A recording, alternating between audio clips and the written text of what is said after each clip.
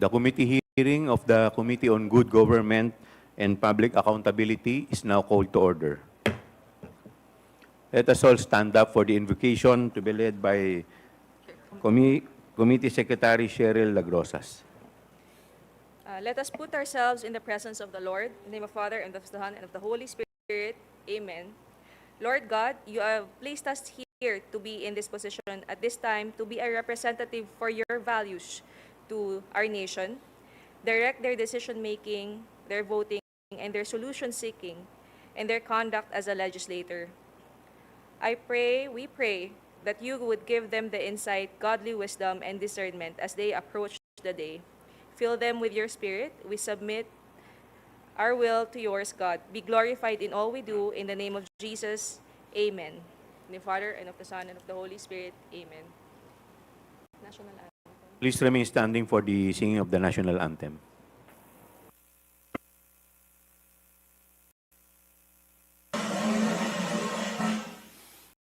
Bayang magiliw, perlas ng sinanganan, hanap ng puso, sa dibdib mo'y buhay.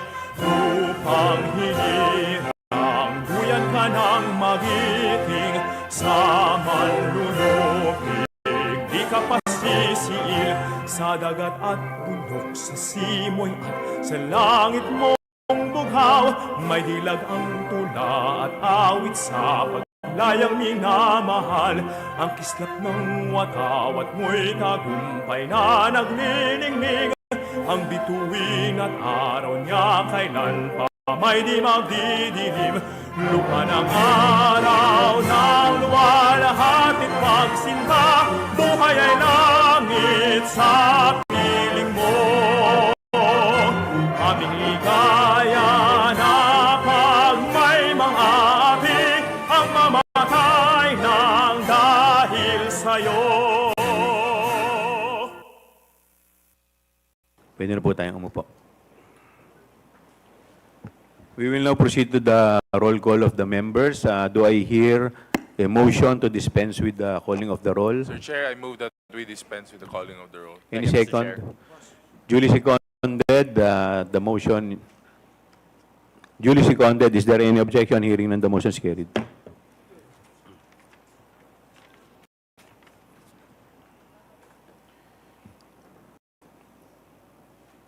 Magandang umaga po sa inyong lahat, sa ating mga kagalang-galang na mambabatas at sa ating mga panauhing ngayong umaga. Salamat po sa inyong pagdalo.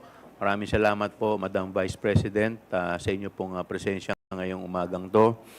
Bago po tayo magsimula, I would like the Committee Secretary to recognize our members and guests for today, as well as the invited resource person. Comsec, could you please recognize them now? Good morning, Your Honor. Thank you. Recognizing, of course, our chairperson, Honorable Joel R. Chua from the 3rd District of Manila. Our senior vice person, Honorable Bienvenido M. Abante Jr. from the 6th District of Manila. Honorable Romeo M. Acop, vice chairperson from the 2nd District of Antipolo City. Honorable Arnan Panaligan, 1st District of Oriental Mindoro. Honorable Jefferson E. Conghun, vice chairperson from the 1st District of Zambales. Honorable Ernesto M. Junicio, 1st District of Manila. Honorable Joseph Jojo Lara from the 3rd District of Cagayan. Honorable Jonathan Keith Flores, 2nd District of Bukidnon. Our member and also author, Honorable Rolando M. Valeriano, 2nd District of Manila. Honorable Francisco Paulo P. Ortega from the 1st District of La Union. Honorable Charis Ann Hernandez from the Lone District of Calamba City. Honorable Ramon Rodrigo Gutierrez from Party List 1 Rider. Honorable Loreto S. Amante from the 3rd District of Laguna. Honorable Joseph Stephen Caraps Paduano from Party List Abang Lingkod. And Deputy Minority Leader, Honorable Franz L. Castro from ACT Teachers Party List, Your Honor. Moving on to the resource persons, we now recognize the presence of our Honorable Sara Zimmerman Duterte from the Office of Vice President. From the Department of Budget and Management Legal Service, Undersecretary Attorney Sarah Jane C. Abuel.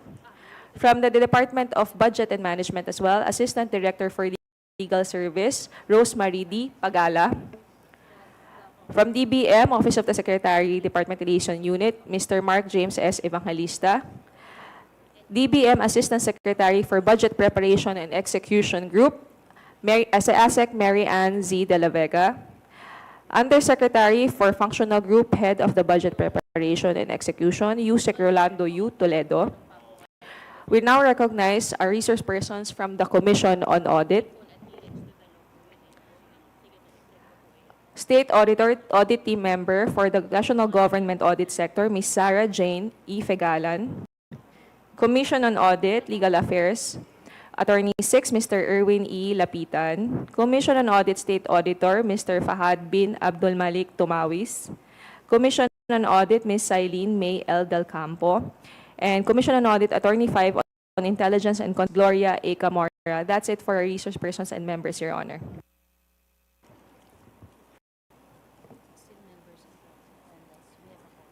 Members. Your Honor, may I announce as well that we have 16 members in attendance and we have a quorum. Thank you, Comsec. With that, we will now proceed to the next item.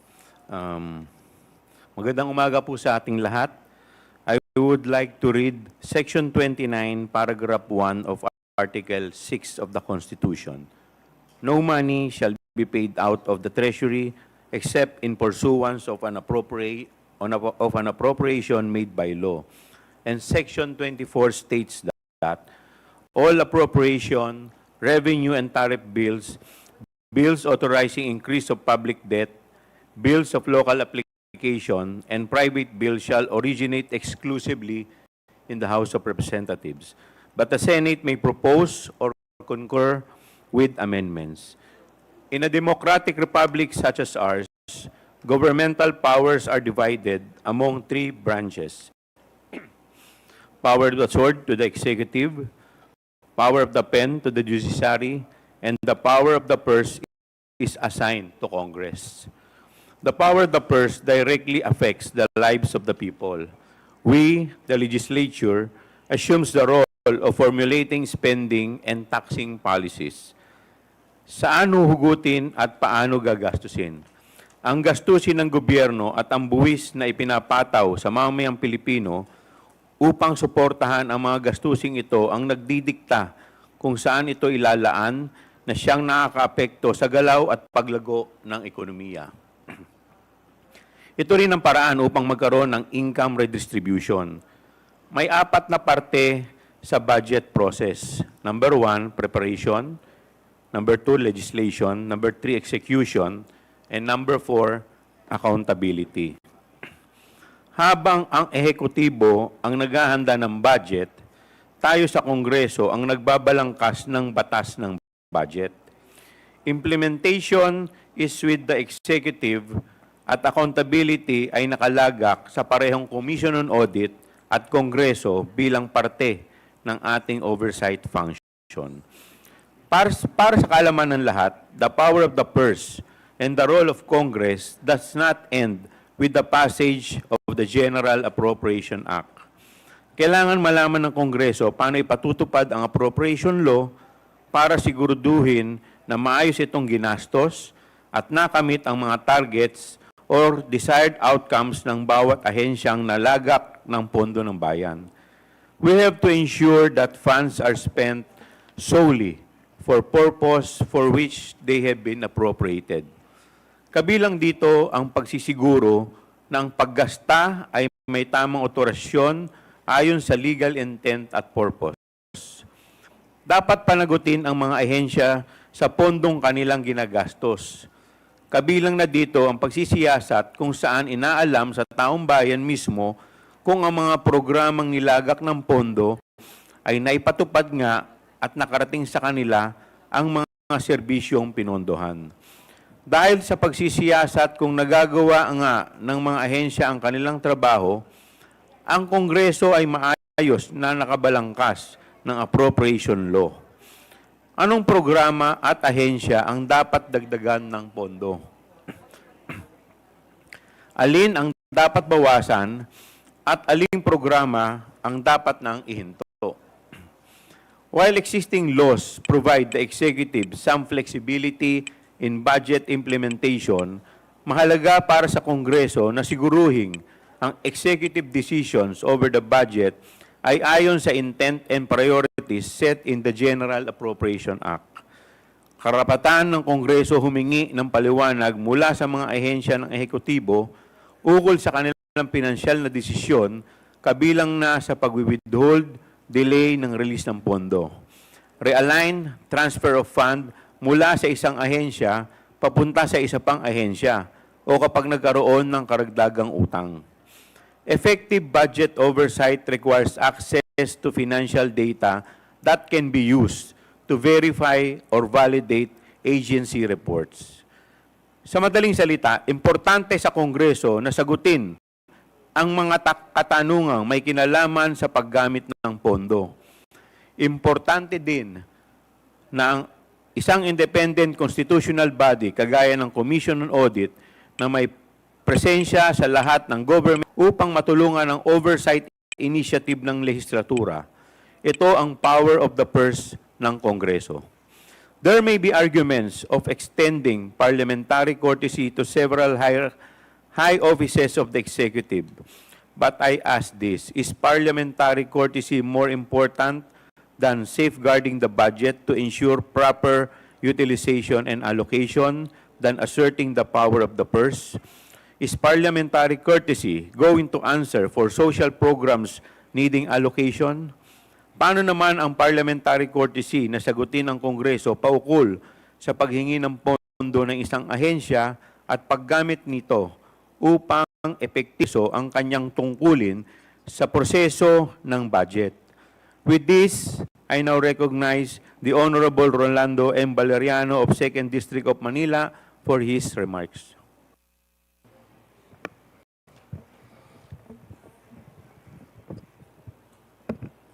Thank you, Mr. Chairman.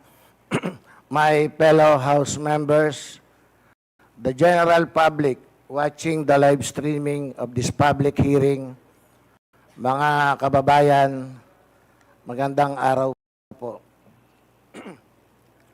Nagpapasalamat po ako sa liderato ng Kamara sa kanilang referral ng aking September 3 privilege speech dito sa Kapita-Pitagang Committee on Good Government and Public Accountability. Since that day, the Committee on Appropriations decided to reduce the OVP's proposed 2025 budget partly due to unverified claims about beneficiaries and strategic partnerships. Ang pagtanggi ni Vice President Sara Duterte na sagutin ang mga tanong tungkol sa kanyang panukalang budget at ang questionable niyang paggastos sa mga nagdaang OVP budget na sinita ng Commission on Audit ang mga dahilan kung bakit tayo narito ngayon.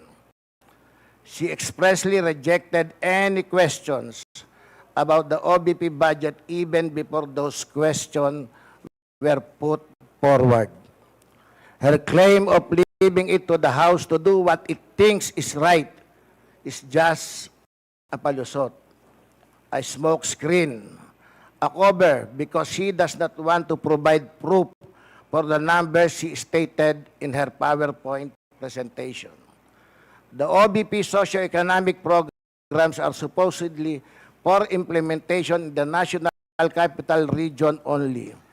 The OVP budget do not indicate any allocation or distribution for the provinces.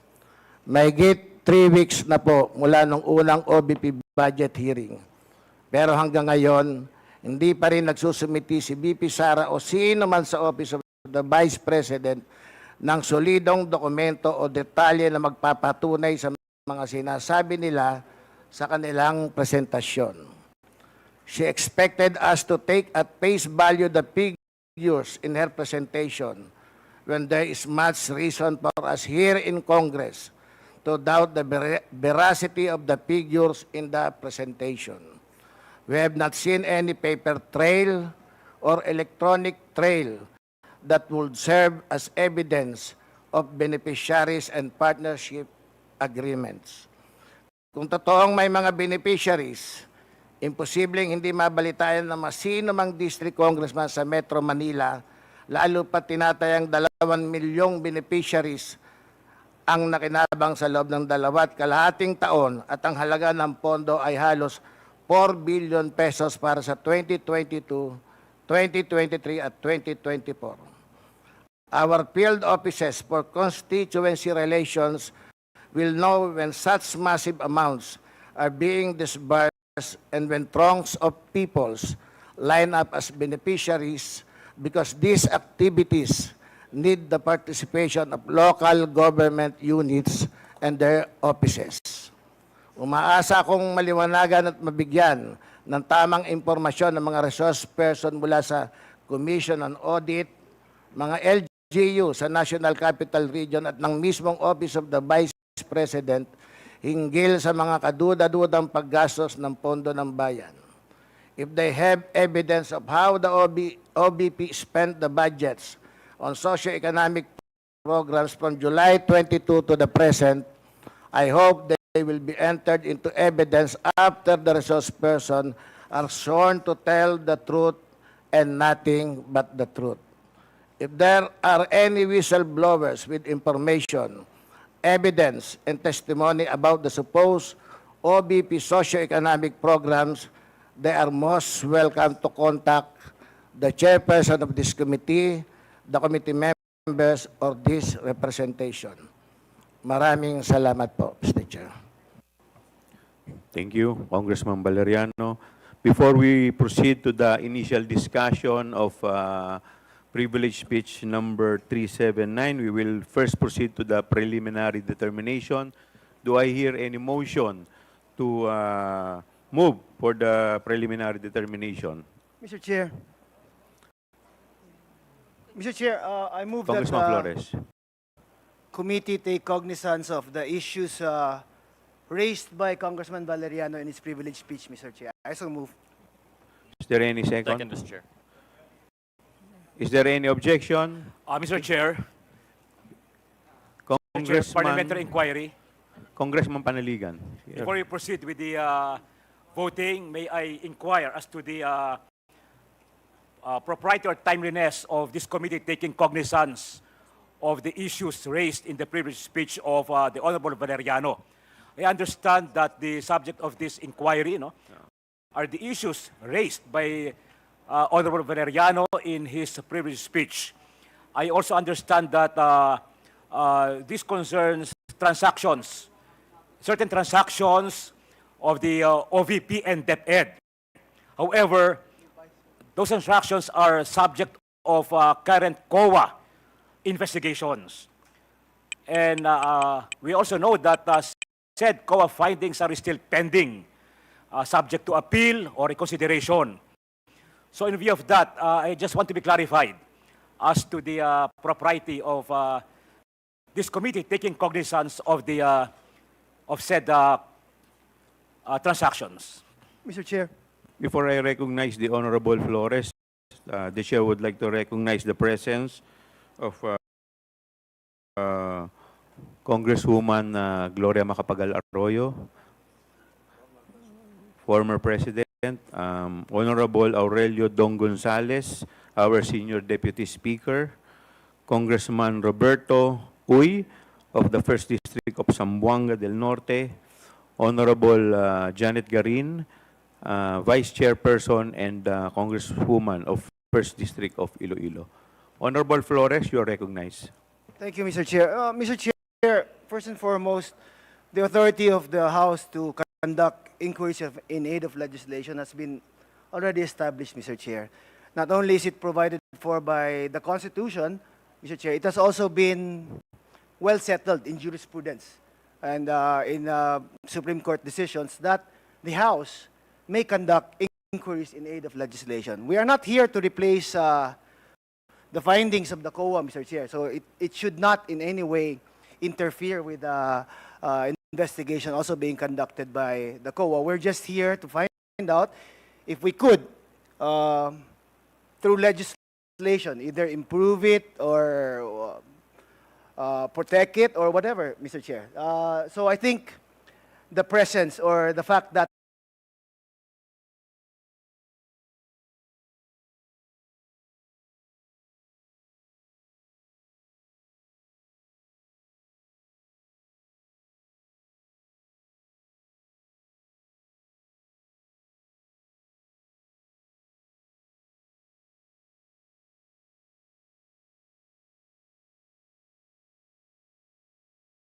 there is already a COA investigation should not deter the House from conducting its own inquiry.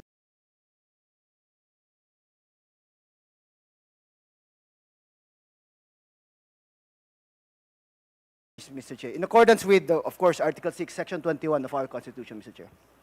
Thank you, Honorable Flores. Mr. Chair, Honorable the Vice Chair, Congressman Benny Abante is recognized. all right. In response to the query of our good colleague there,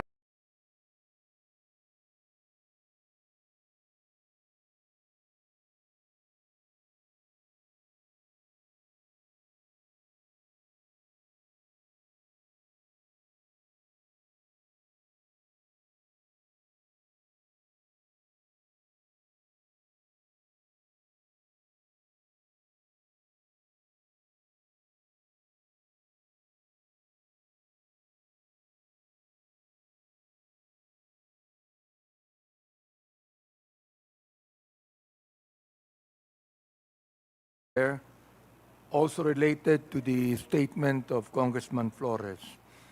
May I read Rule 1, Section 1 of the Rules of Procedure governing proceedings before the Committee on Good Government and Public Accountability as far as jurisdiction is concerned. It says here, and I quote, "The Committee on Good Government and Public Accountability shall have jurisdiction over all matters directly and principally relating to malfeasance, misfeasance, and nonfeasance in office committed by officers and employees of the government and its political subdivisions and instrumentalities, inclusive of investigations of any matter of public interest on its own initiative or upon order of the House," Mr. Chair. Did that satisfy you, Congressman Panaligan? Thank you very much, Mr. Chair. Thank you. We will now proceed. The Chair will now rule on the motion to move for the preliminary determination of privileged speech number 379. Is there any objection? Hearing none, the motion is carried. Mr. Chair, Sino yun? Honorable Lara, you're recognized. thank you very much, Your Honor, Mr. Chair. I would like to make a manifestation, Mr. Chair, that during the budget deliberations, there are issues raised concerning the fund utilization of DepEd. In the manifestation of Representative Jervil, Jinky Beatrix R. Luistro of the 2nd District of Batangas, during the budget hearing of the Department of Buanga del Education Norte, or DepEd sa Committee Honorable on Appropriations dito sa Kamara, kung saan hinikayat niya na magkaroon ng investigasyon paukol sa kapalpakan ng ahensyang mag-deliver ng mga computer units in good condition sa mga end users, mga guro at estudyante at iba pang isyong may kinalaman sa paggamit ng pondo ng bayan ng naturang ahensya upang makita natin kung mayroon bang misfeasance, malfeasance, o nonfeasance. Sa madaling salita, Mr. Chair, I wish to manifest that this committee, the Committee on Good Government and Public Accountability, determine whether there is misfeasance, malfeasance, or nonfeasance, at kung may mga paglabag ang mga kawani ng naturang ahensya sa kanilang mga tungkulin bilang mga kawani, Mr. Chair. That is exactly where we are heading, Congressman Lara. Salamat, Mr. Chair. And to continue, as manifested by Congressman Lara, the committee, by a majority vote of all members, decided to conduct a motu proprio investigation on the September 10, 2024 manifestation of Congresswoman Luistro during the budget hearing of DepEd, particularly on the agency's failure to deliver computers in good condition to end users and other issues concerning its budget utilization. Since this is a motu proprio inquiry, and we are still waiting for the authority to proceed from the Committee on Rules, the hearing is suspended until we have receipt of the said authority to proceed. Is there any objection? The hearing is now suspended.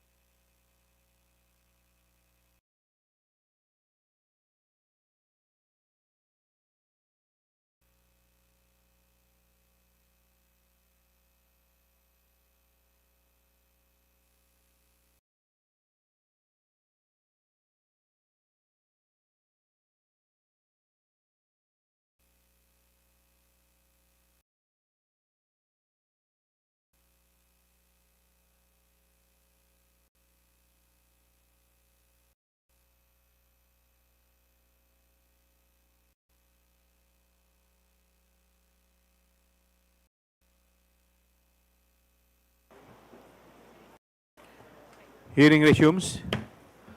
We already took cognizance of the privileged speech of Congressman Valeriano. Then we are ready to proceed.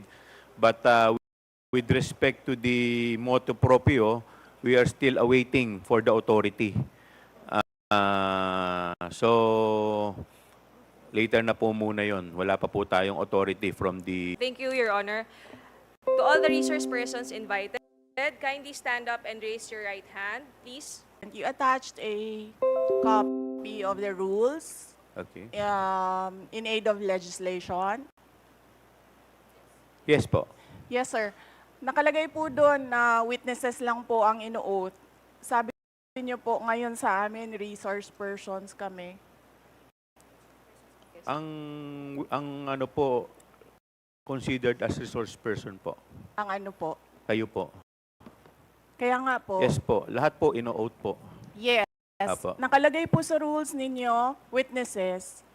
Nakalagay po dito ngayon sa table, resource persons. Lahat po considered as resource person and witness. Lahat po naman kayo, lahat resource person pa eh. Wala pa naman po tayong tinatawag na lahat po considered as resource person pa lang po. Right. Opo. Ang nasa rules ninyo, witnesses lang po ang nag-o-oath. Wala po kayong rules sa resource persons.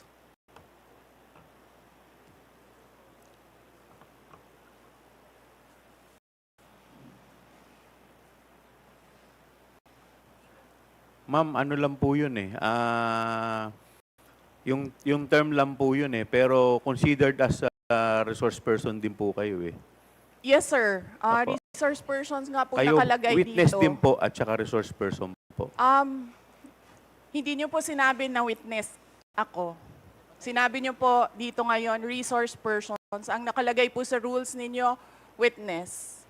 Comsec, ano po yung pinadala po ninyo? Yun pong rules in aid of legislation.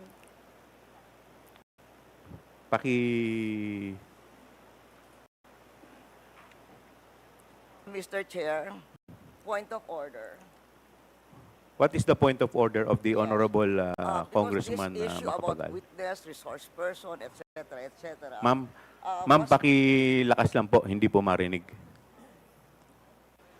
Persons and accused has been taken up in previous legislative inquiries in aid of legislation. I want to quote a December 8, 2008 hearing in the Senate, where Senator Miriam Defensor Santiago had an opinion on a similar situation, but she quoted a Supreme Court ruling. So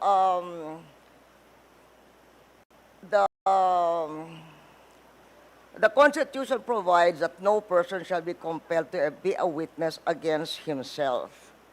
The Supreme Court has repeatedly emphasized that there is a difference between a mere witness and the accused. And it can appear from statements and privileged speeches that there is that a person who is the subject matter of an adverse privileged speech is not a mere witness or a mere person of interest, meaning a suspect. She is in fact accused of what seems to be a criminal case for violation of certain criminal laws, including malversation of public funds. And there is a case quoted in 2007, Standard Chartered Bank versus the Committee on Banks, where the court repeated the rule that an accused occupies a different tier of protection from an ordinary witness.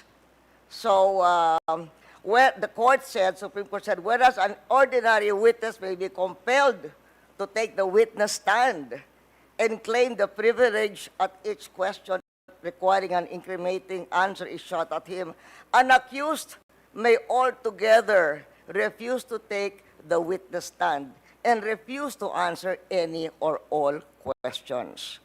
So that has been a Supreme, and then there is a portion, the court explained that the right of the accused against self-incrimination also applies to respondents in administrative investigations such as legislative inquiries in aid of legislation. So that is the point of order I am raising, and there is a Supreme Court ruling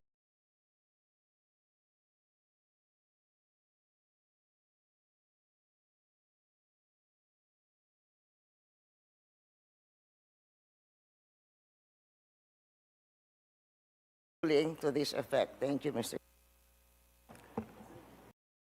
With that, the chair declares 1 minute suspension. Recess.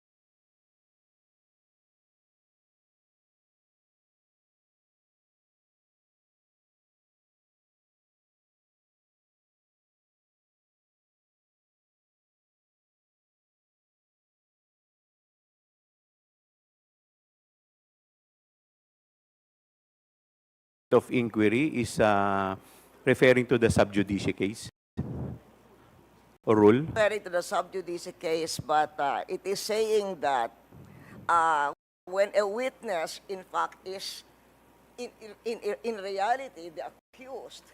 Ma'am, pakilakas po ng konti. Medyo hindi ko po... What is saying is that if by the nature, for instance, of the privileged speech, if the witness is not a mere but the person being asked is not a mere witness or a mere person of interest, he is in fact the accused of what seems to be a case including malversation of public funds.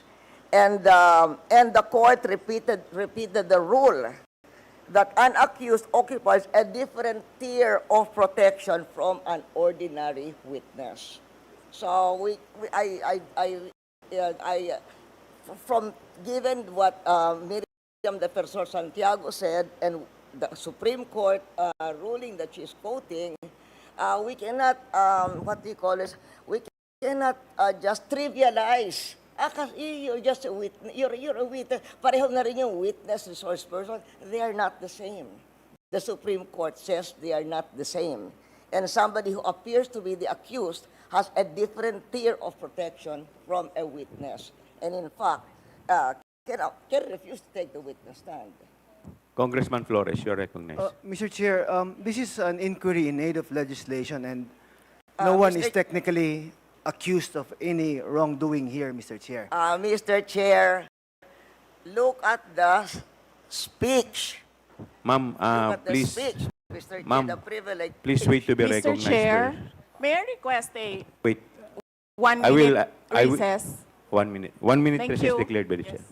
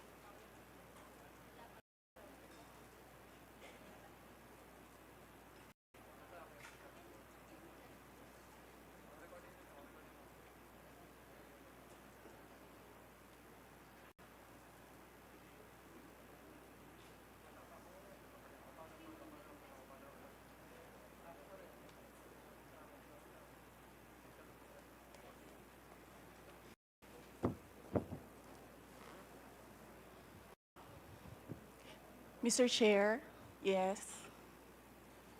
Mr. Chair, Session resumes. Mr. Chair, may I speak? You will be given the opportunity later, Okay. Madam Vice President. In any event, the point of the Honorable Arroyo is well taken, but we will proceed to the oath taking. If the Vice President refuse to take her oath, we will respect that. In the meantime, Comsec, please proceed with the oath taking of the other witnesses. To all the other witnesses and or resource persons, please stand up and raise your right hand, inviting the DBM, the COA, and other staff from the Office of the Vice President, Your Honor. Okay. Please your right hand. Do you solemnly swear that the statements you will give before this committee shall be the truth, the whole truth, and nothing but the truth, so help you God? I do. The oath has been administered, Your Honor. Mr. Chairman. Yes, Congressman Paduano. Of course, you have already ruled with regards to the point of the order being raised by the former President and now Representative of Pampanga, Madam Gloria Macabagal Arroyo. But still, there is also a pending, supposedly a pending manifestation being made by the members of this committee with regards to the point of order that was raised. So I think, Mr. Chairman, we have to hear first, but of course you have already ruled, but we have to also to hear the manifestation of the members of this honorable committee. And In that case, you have already recognized the good Congressman Kit Flores. And I think it is just proper to recognize him once again. Thank you, Mr. Chairman. Thank you, Congressman Paduano. The Honorable Flores is recognized. Thank you, Mr. Chair. But I think the ruling was already made, Mr. Chair, and I will submit, Mr. Chair. Thank you, Congressman Paduano. We will now, let us also discuss the administrative matters. But before we proceed, the Chair would like to recognize the Honorable Bongalon of Ako Bicol, the Mr. Marvin Joshua Palitik of the Commission on Audit, State Auditor 3, Honorable Marlene Primicias Agabas, Deputy Majority Leader, 6th District, Pangasinan, the Honorable Marcoleta of Sagip,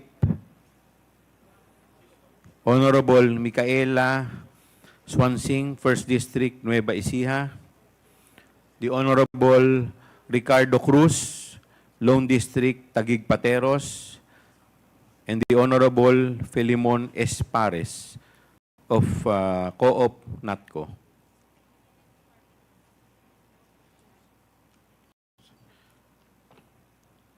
The COMSEC is directed to report to the committee who have invited and who have responded to the invitation.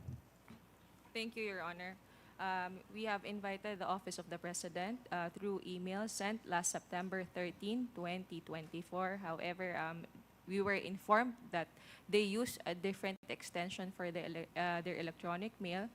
And then the Chief of Staff, Attorney Zulaika Lopez, Ms. Winnie G. Diego, Chief Public Assistance Division, Attorney Rosaline Sanchez, Director for Administrative and Financial Services, and Mr. Norman B. Baloro, Director of Operations Office, to whom the satellite office's report replied yesterday that through their executive assistant Nicole, that they will designate a representative from the central office.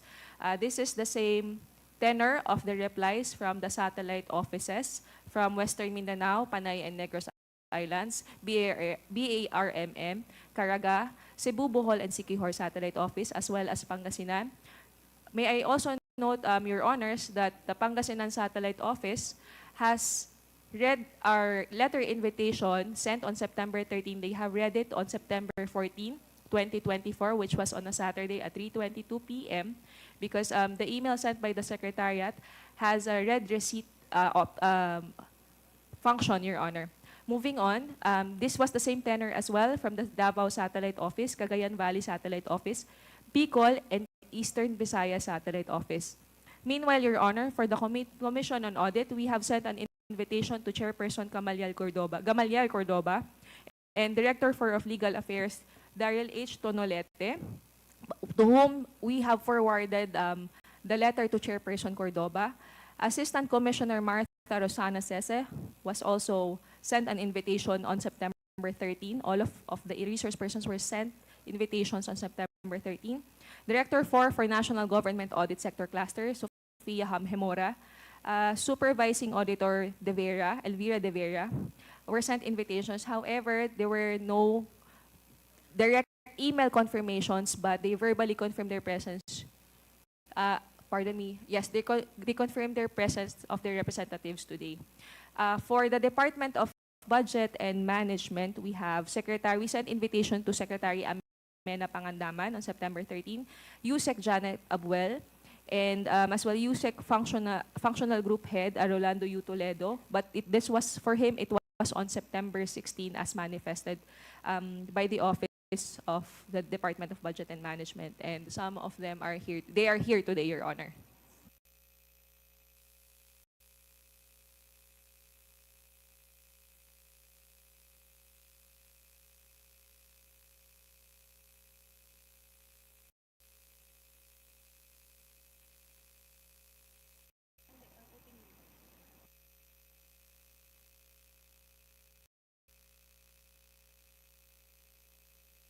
Diba? We will now proceed to the, before we proceed to the interpellation proper, the chair will recognize the Honorable Vice President for her message. Yes, ma'am. You are recognized, ma'am.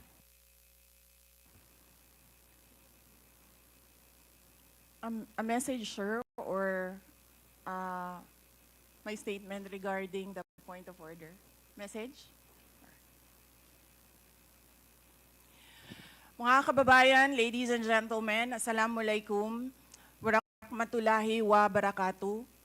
Madayaw, mayong adlaw, kaninyong tanan, magandang araw sa inyong lahat.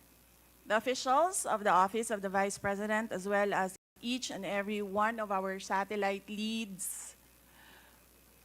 office leads, were in receipt of a letter from the chairman of the Committee on Good Government and Public Accountability dated September 13, 2024, requesting our presence or that of our duly authorized representatives in today's initial deliberation with preliminary determination on privilege speech number 379.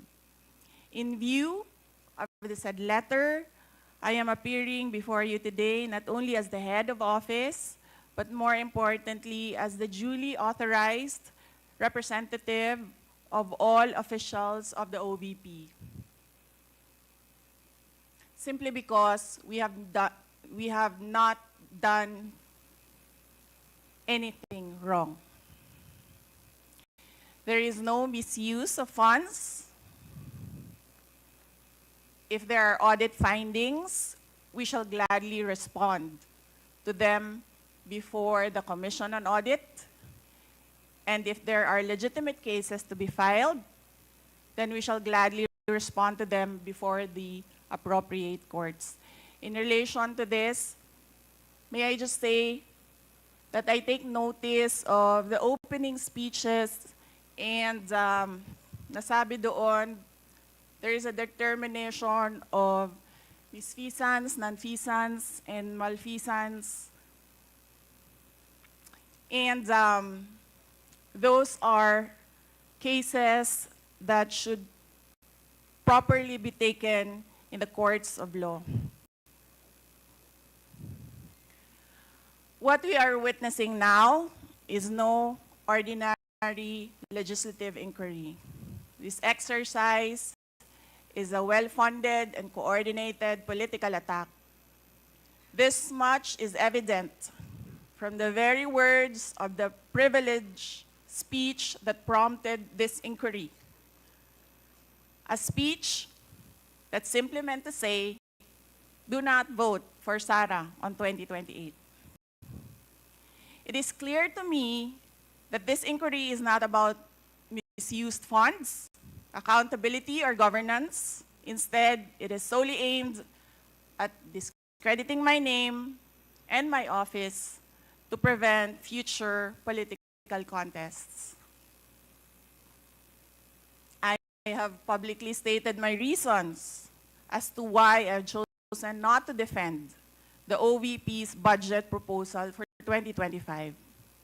I have narrated the issues I encountered in previous years, which can easily be confirmed by looking at the NEP, the GAB, and the GAA for fiscal years 2023 and 2024.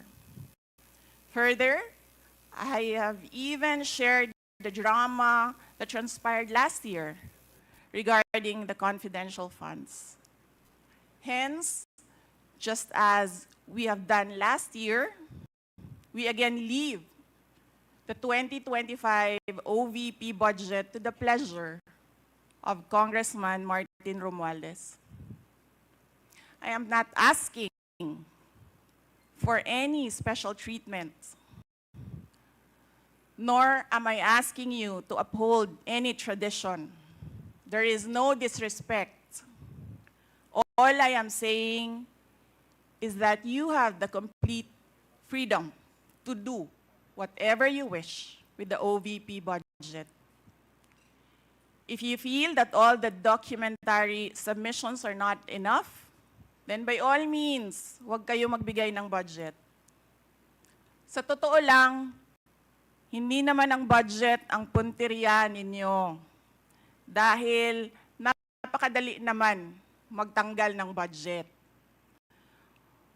What you are trying to do is make a case for impeachment. Hindi naman ako kakandidato sa nalalapit na eleksyon. Hindi ako namumulitika. Ang ginagawa ko lamang ay ang pagtupad sa aking oath of office at campaign platforms na trabaho, edukasyon, at mapayapang pamumuhay. Sinabi ko na noon at ilang beses ko nang inulit na hindi ako ang problema ng bayan na ito.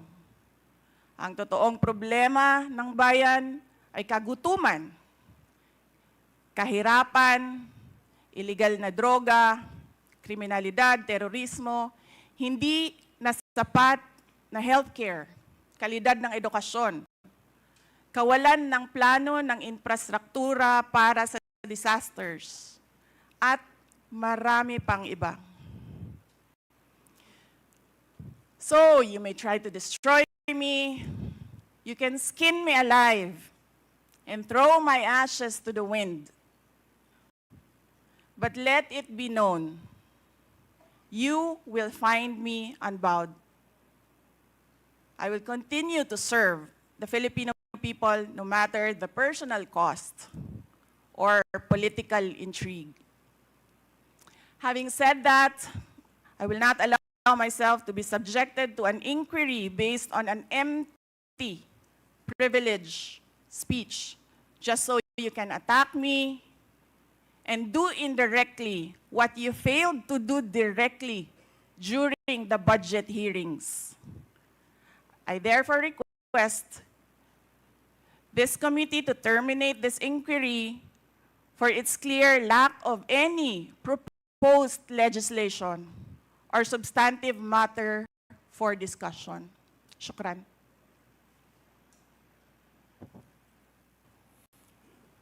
The committee cannot rule on that because the committee already took cognizance of this privilege speech. Anyway, we will now proceed. Next, we will recognize the representative from COA, Mr. Chair, Congressman Marcoleta. may I please raise a parliamentary inquiry? What is your parliamentary inquiry? Thank you, Mr. Chair. The rules of the committee says that this committee only acquires jurisdiction on matters of nonfeasance, misfeasance, malfeasance. And under Section 2, Mr. Chair of the rules, there should be a prior determination whether or not these malfeasance, nonfeasance, and misfeasance are directly or specifically relating to the persons charged of this. Has this committee made a prior determination of this? And if so, when did it happen?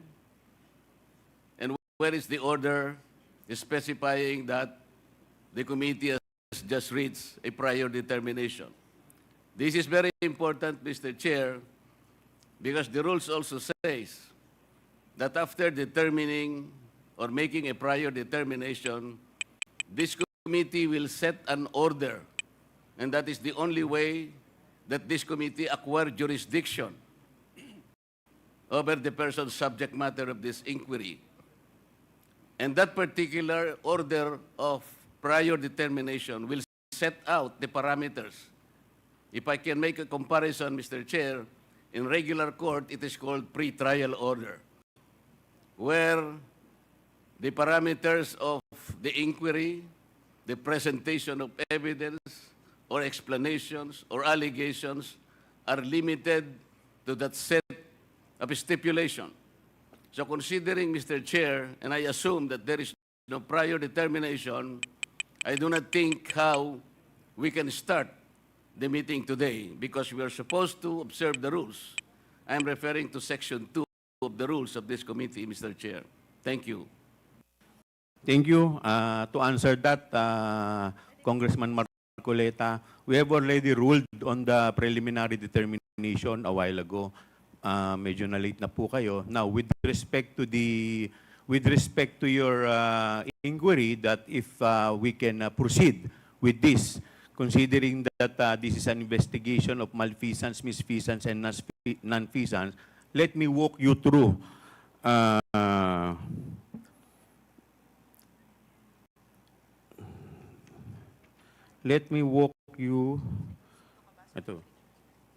through the definition of a good government and public accountability.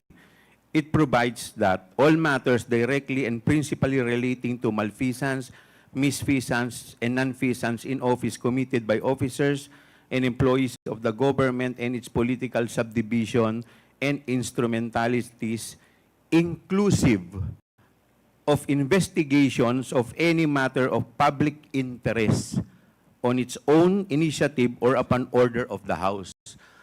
For the information of everybody, the issue on confidential fund is a matter of public interest. Lahat po tayo ay interesado, hindi lamang po tayo, yung publiko po, interesado kung paano po ito nagamit.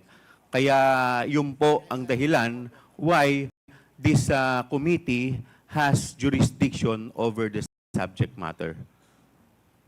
But Mr. Yes, Chair, Congressman Marcoleta. Mr. Chair, under Section 5, there should be a record of preliminary determination. It says that the proceedings in the preliminary investigation or determination shall be recorded through stenographic notes. What you were mentioning are motu proprio cases. I am assuming that this committee started by way of a referral because of a privileged speech delivered on the floor by one of us. And so this is the main subject matter of this committee meeting, and to which we should first determine preliminarily whether or not this committee acquires jurisdiction. And I demand a record of preliminary determination under Section 5 because it says, upon termination thereof, Mr. Chair, the chairperson shall issue The resource person as well as the witness. With that, the chair declares 1 minute suspension.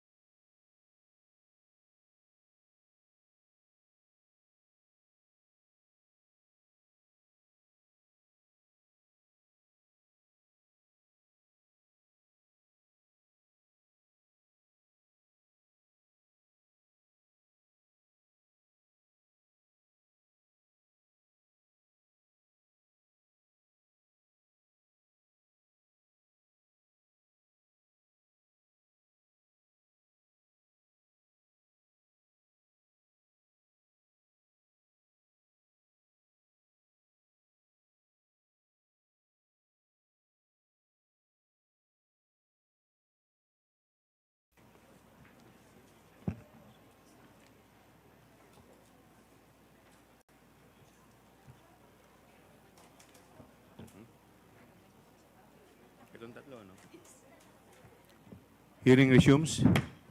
The chair would like to recognize the Honorable Luistro Gerville of Batangas 2nd District, Honorable Paul Dasa, Senior Deputy Minority Leader of 1st District, Northern Samar, the Honorable Roel Daniel Manuel of the Kabataan Party List. The chair, the committee would like to take note of the manifestation of the Honorable Marcoleta, but considering that the committee already took cognizance of the preliminary determination, we will proceed to the COA. COA, please. Sino po yung representative ng COA? Good morning, Mr. Chair. Sa ating mga members of the committee, magandang umaga po. On behalf of the Commission on Audit, we do recognize the plenary power of the Congress in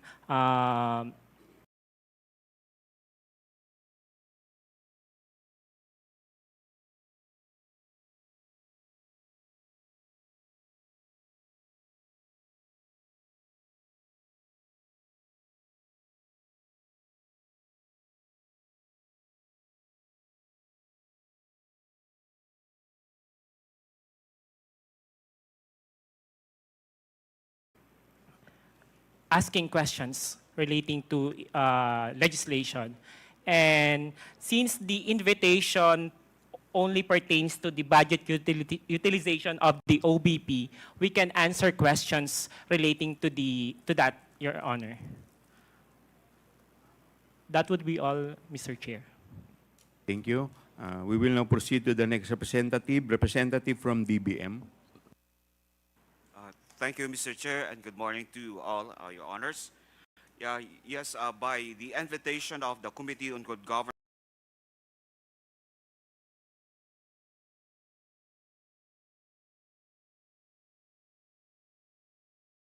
and Public Accountability, we are here to provide information on the Office of the President's budget in the calendar year CY 2022 to 2024 budget utilization and performance, compliance with the GAA, including fund transfer and budget realignment, as well as the agency's program projects and activities, among others. So any inquiry will just answer during this congressional meeting, Mr. Chair. And if ever there's a need for us to provide data and information, we'll do so, Mr. Chair. So good morning.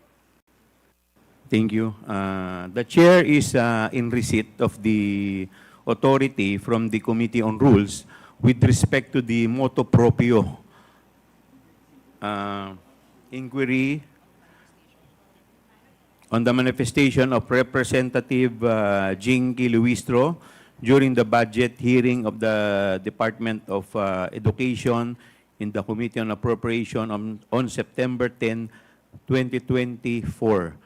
But we will proceed with the preliminary determination later. In the meantime, we will proceed to the interpellation with respect to the privileged speech of Congressman Valeriano.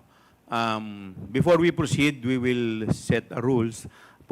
We will set certain rules or parameters. We will limit the interpellator to 5 minutes. Hindi po kasama yung sagot. And then,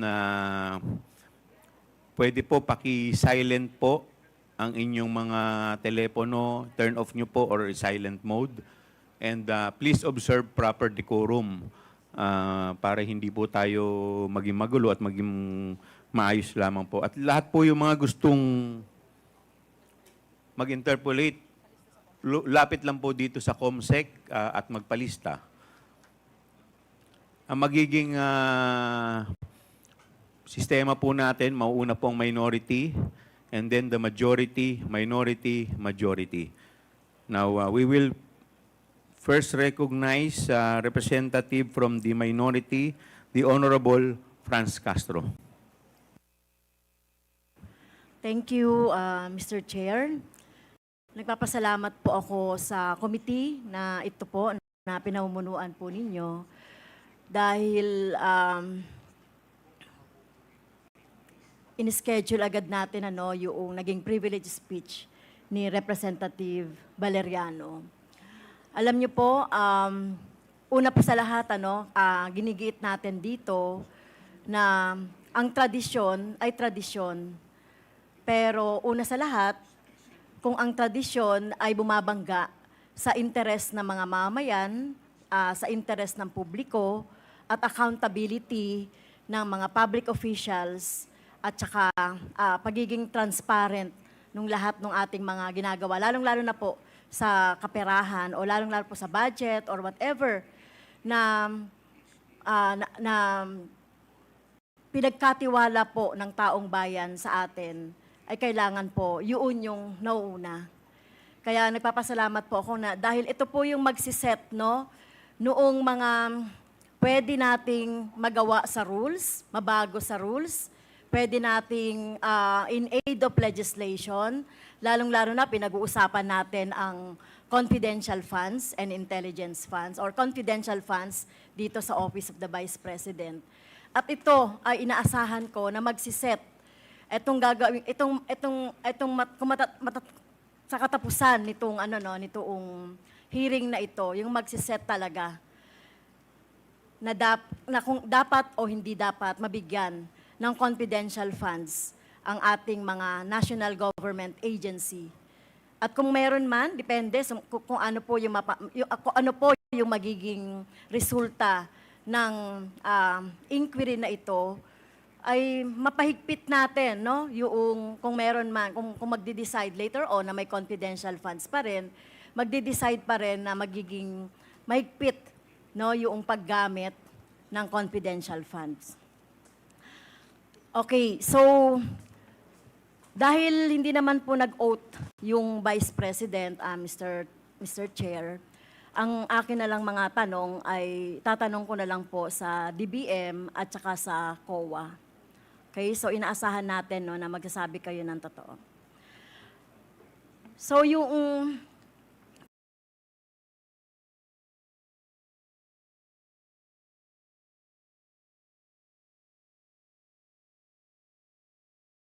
first question ko po sa DBM. Yung pong, by the way, I manifest second round kung matatapos ko na yung 5 minutes, Mr. Chair. Sige po. Yes. Okay.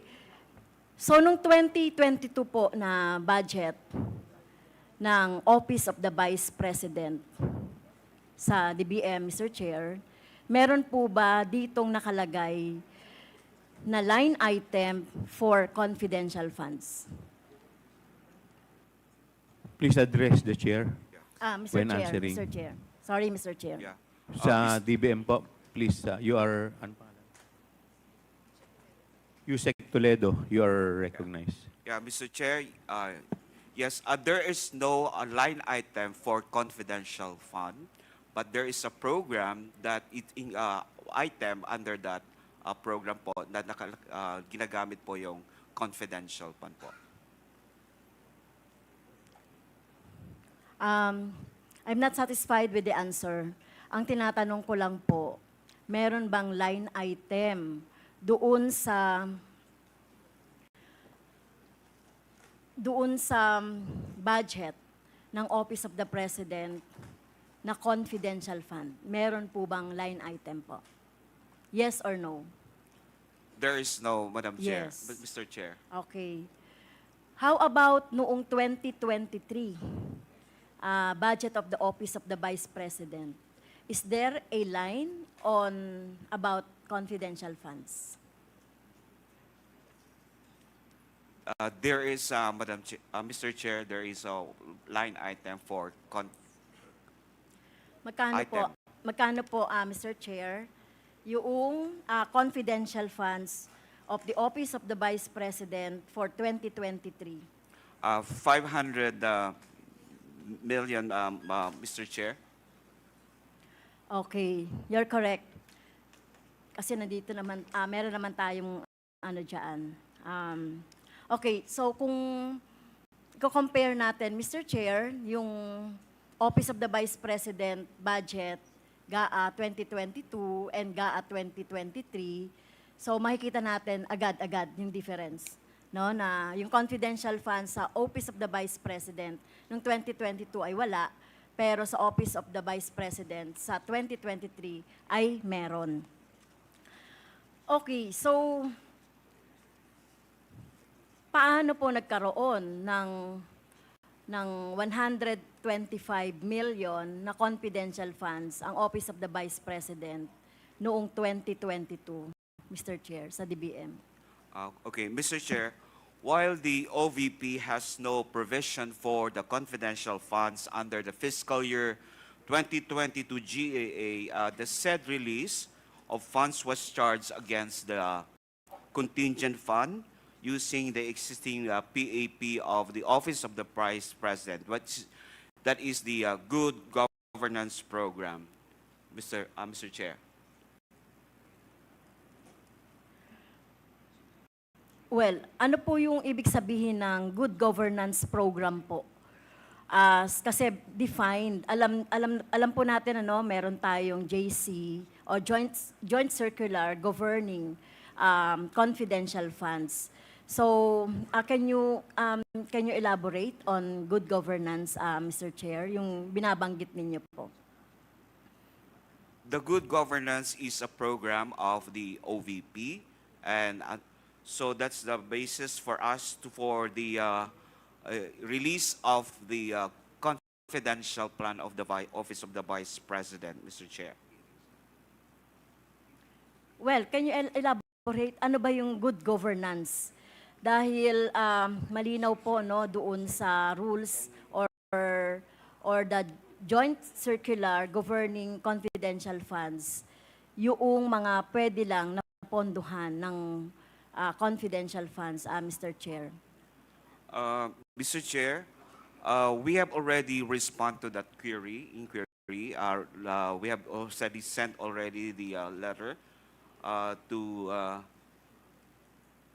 dated September 11, 2023, as to what is the all about the good governance program of the OVP, Mr. Chair.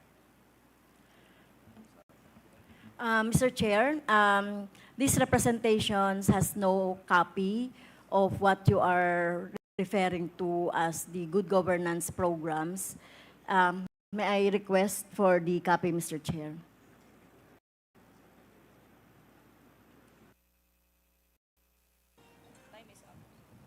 Please take note of the manifestation of Congressman Castro Comsec. Would you like to respond, Comsec? Your Honor, as to the part of the committee secretariat, we have not received a document from the Department of Budget Management. We have sent an invitation on September 13. We are not in receipt of a position paper or any document dated September 11, Your Honor. It might be a different committee. Okay, but just the same, yes, I may respond to the inquiry as far as what is all about the good governance program, particularly the good governance engagement and social services projects. This is in consideration of the urgency of the safe implementation of various projects and activities of the Office of the Vice President across its satellite offices for the last, the conduct of its official engagement and functional representation in international and local events, the implementation of various projects and activities relevant to national security and peace and order, and implementation of the same with proper security and safety protocols for the benefit of the institution, Mr. Chair. Thank you, Mr. Chair. Ma'am, you only have 1 minute. 1 minute. Please wrap up your... Sige. So did the Office of the Vice President in 2022 asked for a budget for confidential funds for the DBM? Your Honor, Mr. Chair, for 2022, there is no request for the confidential in the budget, but we have, as mentioned, they have requests for chargeable, we have request for 2022, but that was charged to the contingent fund. There was so may request po ba o wala?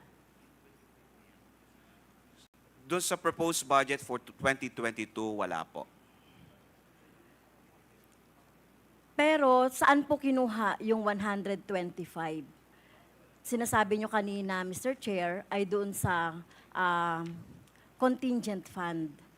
So, hindi po ba kapag merong request for a lump sum o merong ibibigay or pagkukuhanan yung lump sum, dapat may request? Okay. So, Yes, Mr. Chair. So during the implementation of the fiscal year 2022 budget, there was a request coming from the Office of the Vice President to release an additional requirement for the fiscal year 2022 budget. Basically, hindi lang po yung confidential plan, but also for some PS and MOE requirements.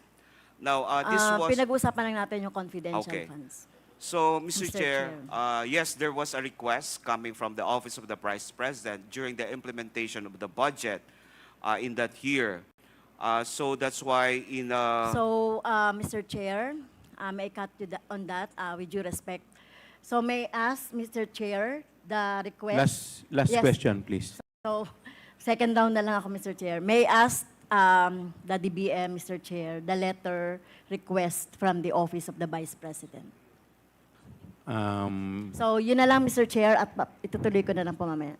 The DBM is requested to submit the letter of the Honorable Vice President.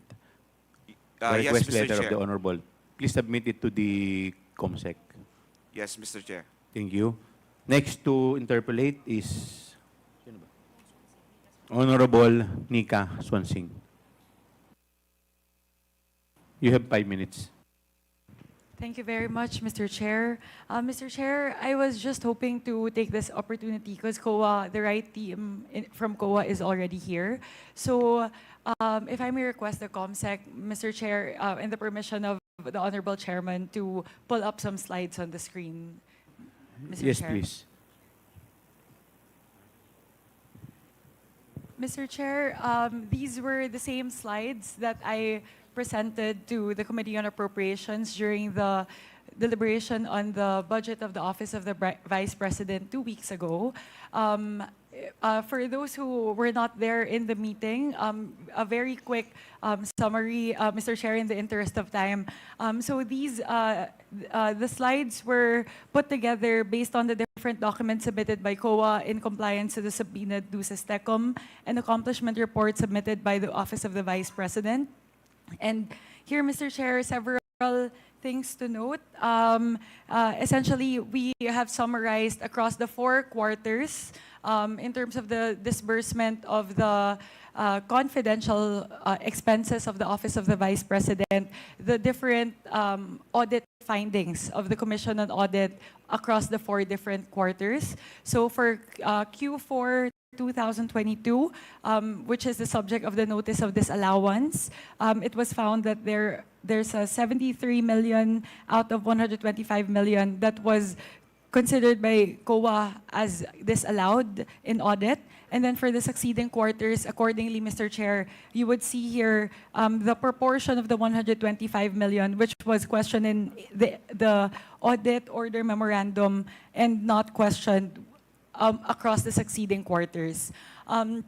During the deliberations of the Office of the Vice President, President's budget, I directed a question towards COA to please enlighten us as to the grounds for the notice of disallowance for Q4 2022 and the 3 succeeding quarters which were subjected to the AOM, Mr. Chair.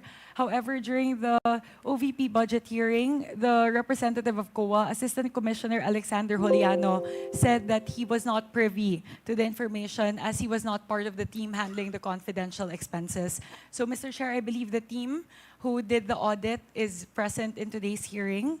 So if we may request, Mr. Chair, COA to please enlighten us for the 4 different quarters covered by the notice of the disallowance and the audit order memorandum. May we please request, Mr. Chair, COA to please enlighten us as to the ground. So perhaps, Mr. Chair, we can go quarter by quarter. We can first start with Q4 2022, which was the subject of the notice of disallowance. Any representative from COA? Mr. Chair, Attorney Gloria Camora, the State Auditor of Attorney the ICFAO, Camora. yes, will answer the question Attorney of the Camora, you are Honorable recognized. Congresswoman. Yes, good morning, Mr. Chair. As to the 2022 notice of disallowance, there were Ma'am, three- pakilakasan po ninyo yung boses nyo, hindi marinig. Okay.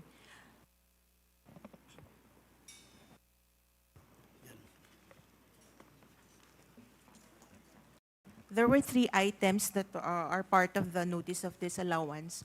The first one is on the non-submission of documents on the payment of rewards. The second one is charging some items that are not compliant under the rules joint circular.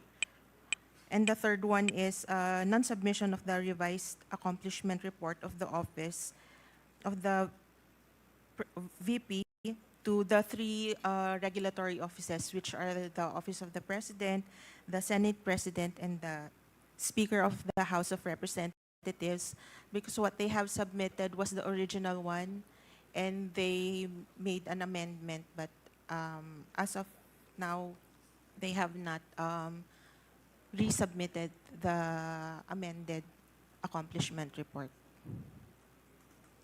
Mr. Chair, if Please proceed, COA may Congresswoman please Swanson. enlighten to explain to us, because it seems a little bit technical po, as to how it was explained by COA. Kung pwede po maipaliwanag po sa atin in non-technical terms as to the grounds for the disallowance po. COA, pakisimplify po. Please explain it in layman's term.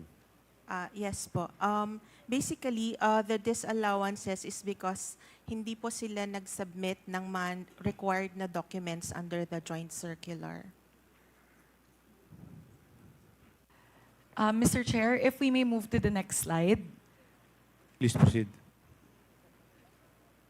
ComSec, next slide please.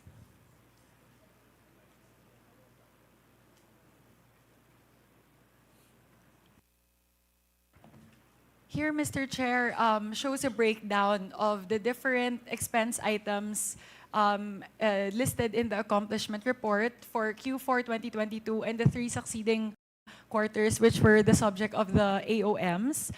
Mr. Chair, I would like to again throw the question to COA, because it seems to me, I am not an auditor, so it seems to me that across the three succeeding quarters, the categories that were flagged as questioned in the AOM are similar across the three succeeding quarters. So, pare-pareho po yung naka-orange po.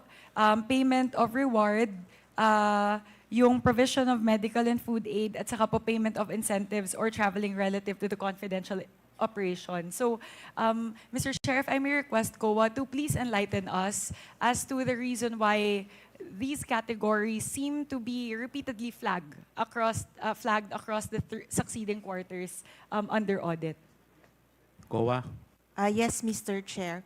As to the payment of rewards, the joint circular requires a document, the supporting documents evidencing the success of the information gathering. As far as the documents that they have submitted, we are not, so far, we are not satisfied with the documents they have submitted, so we ask them to submit the documents that would satisfy the joint circular. As to the provision of food and medical items, again, we ask them for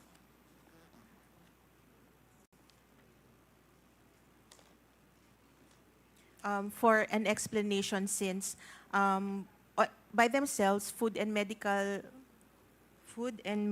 aid appears to not fall under the expenses allowed by the joint circular. So we are asking for explanation on those items. And then, it's the same with traveling expenses, Mr. Chair. Mr. Chair, in the interest of time, I'll move to my final slide. You still have 1 minute. Okay, thank you, Mr. Chair. Clarificatory questions sa Mr. Chair kasi at least nandito na ba yung team sa COA. Last slide, please, COMSEC. Here, Mr. Chair, I would like to ask COA because very interestingly po, isa po sa mga napansin natin is the length of disbursement for the 125 million across the different quarters po. Meron po ba na information yung COA as to how how the disbursements were done in terms of the speed by which the disbursements were done? Like for example po, the 125 million in December were spent in 11 days as opposed to in Q3 2023 po, wherein it was spent in 79 days. So kasi po, one thing that we can see as well in the previous slide is regardless of the length of the disbursement or the speed of the disbursement or the areas of surveillance, if you can move to the previous slide, COMSEC. Ito po, the numbers of areas under surveillance are different, and the speed of the disbursement is different as well. But it seems like the expenditure patterns are very similar po across categories and across the different quarters. So, meron po bang nakita yung COA with regards to that po, Mr. Chair? Please wrap up your questions. Pakisagot na lang po, tapos na po kayo. Mr. Chair, since we were given the data on the areas, we were satisfied with the number of areas that they have served. So, if we can average it based on that, the number of areas, I think it is possible to be spending the said amounts. Mr. Chair, final question na lang Okay, po. last question. Because the AOMs were issued po in February 1, 2024 for the first AOM, and then the second AOM po on August 8, 2024. Reading through the AOMs po, the Office of the Vice President is given 15 days to respond to the AOMs. I believe the first one has been responded to in April. So, meron na po bang response doon po sa August 8 na AOM?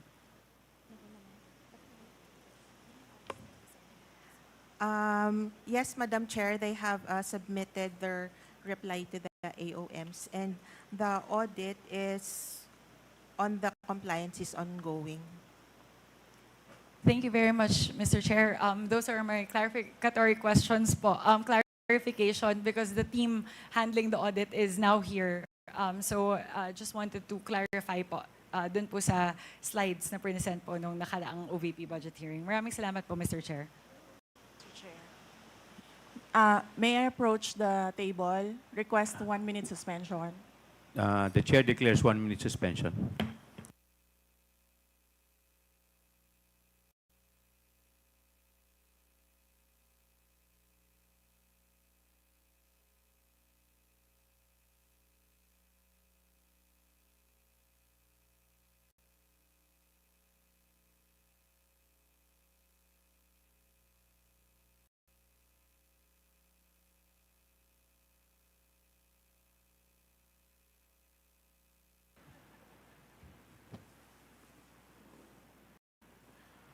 Session resumes.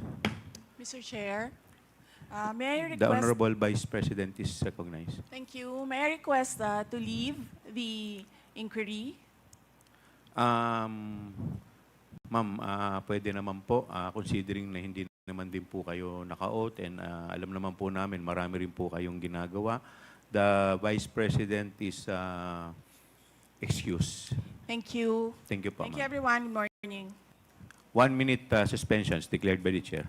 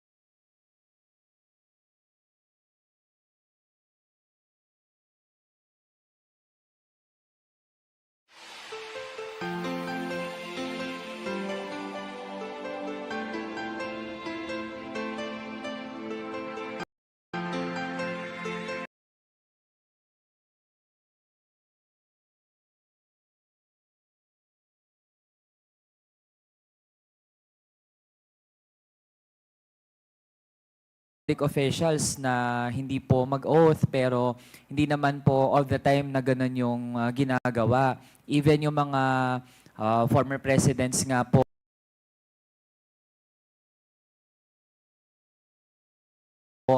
Mr. Chair, like former President Ramos, former President Estrada, former President Noynoy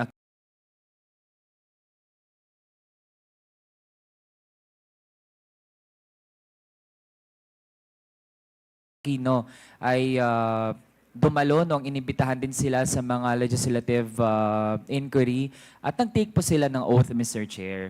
And I'm also wondering, Mr. Chair, kung meron din po bang dumalo, maliban po sa sitting Vice President, other personnel po from the OVP na nandito, meron po ba, Mr. Chair? Wala po. Pero di ba, Mr. Chair, I believe we sent invitations hindi lang sa sitting Vice President, pero maging sa iba pang mga nagtitake ng major function sa OVP. So, Mr. Chair, we have afforded several opportunities for the OVP actually, hindi lang sa ating formal budget hearings, pero maging sa Committee on Good Government, Mr. Chair. So, I think again, we can let the Filipino people judge no, kung ano ba talaga ang performance ng mga niluklok nating mga opisyal sa pamahalaan. So ang tatanungin ko na lang, Mr. Chair, ay ang COA. Sa COA ko pwede Interjection, Mr. Chair. Yes, the Honorable Franz Castro. Yes, so since the Vice President did not take the oath, no, and I think wala naman siyang sasabihin kung tatanungin natin. So, buti na lang na umalis na siya. Well, next meeting, Mr. Chair, pwede ba nating imbitahin from the Office of the Vice President dahil sila yung mga pumirma no, doon sa mga liquidation. Miss Gina Acosta, Special Disbursing Officer from the Office of the Vice President. Miss Julieta Villadel Rey, the Chief Accountant of the Office of the Vice President, to give us light no doon sa mga na-disburse na naobliga nila at saka yung mga receipt na ipinasa nila sa COA. Can we do that, Mr. Chair? This is a motion, Mr. Chair. Yes po. There is a motion by the Honorable Franz Castro to invite the following resource persons. Number 1, Gina Acosta of the Office of the Vice President and Julieta Villa del Rey, the Chief Accountant of the Office of the Vice President. Mr. Chair? Is there... Mr. Chair, point of clarification lang. So that before we rule on the motion. Okay, before we rule, what is the point of Honorable Roj? Mr. Chair, may we know from just so that we know how to decide on the motion if we will agree with it or to object. Mr. Chair, my understanding, I understand there were 2 names mentioned, but yung isa po, si Ms. Gina Acosta, may we know from the COMSEC if she was already invited? COMSEC? Yes, thank you, Your Honor. No, she was not invited. We were not informed that she was a special disbursing officer, Your Honor. So she is also not in the website, Your Honor, of the So OVP. those 2 names were not invited yet? Yes, Your Honor, not Okay. invited. Ms. Gina F. Acosta, the special disbursing officer, and Ms. Julieta Villa del Rey, the chief accountant of the Office of the Vice President. Thank you then, Mr. Chair. In that case, I will join the motion of the Honorable Castro. Thank you, Mr. Chair. Is there any second to the motion? Mr. Chairman. Is there any objection? Mr. Chairman. Yes, Congressman Before Paduano. the chairman rules with regards to the motion being made by the Honorable Franz Castro, let me ask the chairman. Since we invited to the motion of the Honorable Castro, a certain Miss Acosta and Villa del Rey, Julieta, Mr. Chairman, can we ask if, kasi po, if we invite those resource persons or witnesses, no, resource persons or witnesses, they should be, we should have a basis for them to be invited. Now, as far as I know, during the appropriations budget deliberation with regards to the budget of the Office of the Vice President, the name of the 2 officials from the OVP was mentioned. But I hope, Mr. Chairman, there's a record with regards to what really transpired during the budget deliberation of the appropriations. And with that, Mr. Chairman, let me also ask for the Committee on Appropriations to submit in this committee just purposes of record and to justify the motion being made by the Honorable Franz Castro for them to submit through the Appropriations Committee, through the chair, Chairman Saldico, the excerpts and the documents submitted to the committee with regards to the justification for the presence of the two officials of the OVP in the next hearing, Mr. Chairman. Thank you, Mr. Chairman. Noted. We will inform the COMSEC to please take note of the manifestation of the Honorable Paduano. In the meantime, we will rule on the motion of the Honorable Franz Castro. Is there any objection? Hearing none, the motion is carried. May I proceed, Mr. Chair? The Honorable Raul Manuel, hindi po minus yung inyong oras. You still have... Sige, you still have 4 minutes. Okay, thank Please you. proceed. Thank you, Mr. Chair. Mr. Chair, nabanggit po kanina na hindi qualified sa paggamit ng confidential funds ng Office of the Vice President for 2022 ang medical and food aid. Can we confirm this from the Commission on Audit? As of yung AOM po namin, since medical... COA, please wait to be recognized by the chair. Attorney Camora, you are recognized. And please address your answer to the chair. Mr. Chair, since as of the review of the documents, we have deemed them not qualified as confidential expenses since they just indicated food and medical supplies as is. Mr. Chair, how much po yung amount na dineclare ng OVP na pinagamitan di umano ng medical and food aid? Mr. Chair, anong period po? For 2022, yung confidential funds. For 2022, it was 35 million for supplies. For medical and for food aid. medical and supplies, Mr. Chair, 40 million pesos. Sa pagtingin natin, Mr. Chair, bagamat syempre gusto natin na makatulong ang ating mga ahensya ng gobyerno, mapagbuti yung pag-provide ng mga services, pero tingin natin, Mr. Chair, ay questionable nga kung kukunin sa confidential funds ang pag-provide ng medical and food aid.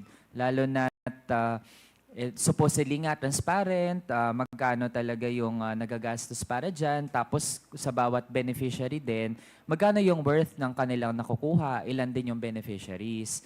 Ibig sabihin, Mr. Chair, delikado kapag yung ganitong mga tipo ng serbisyo ay ang magiging source natin ay confidential funds.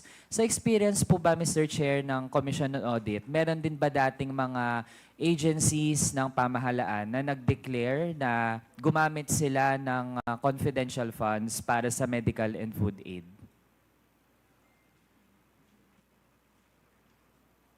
COA, please answer. Mr. Chair,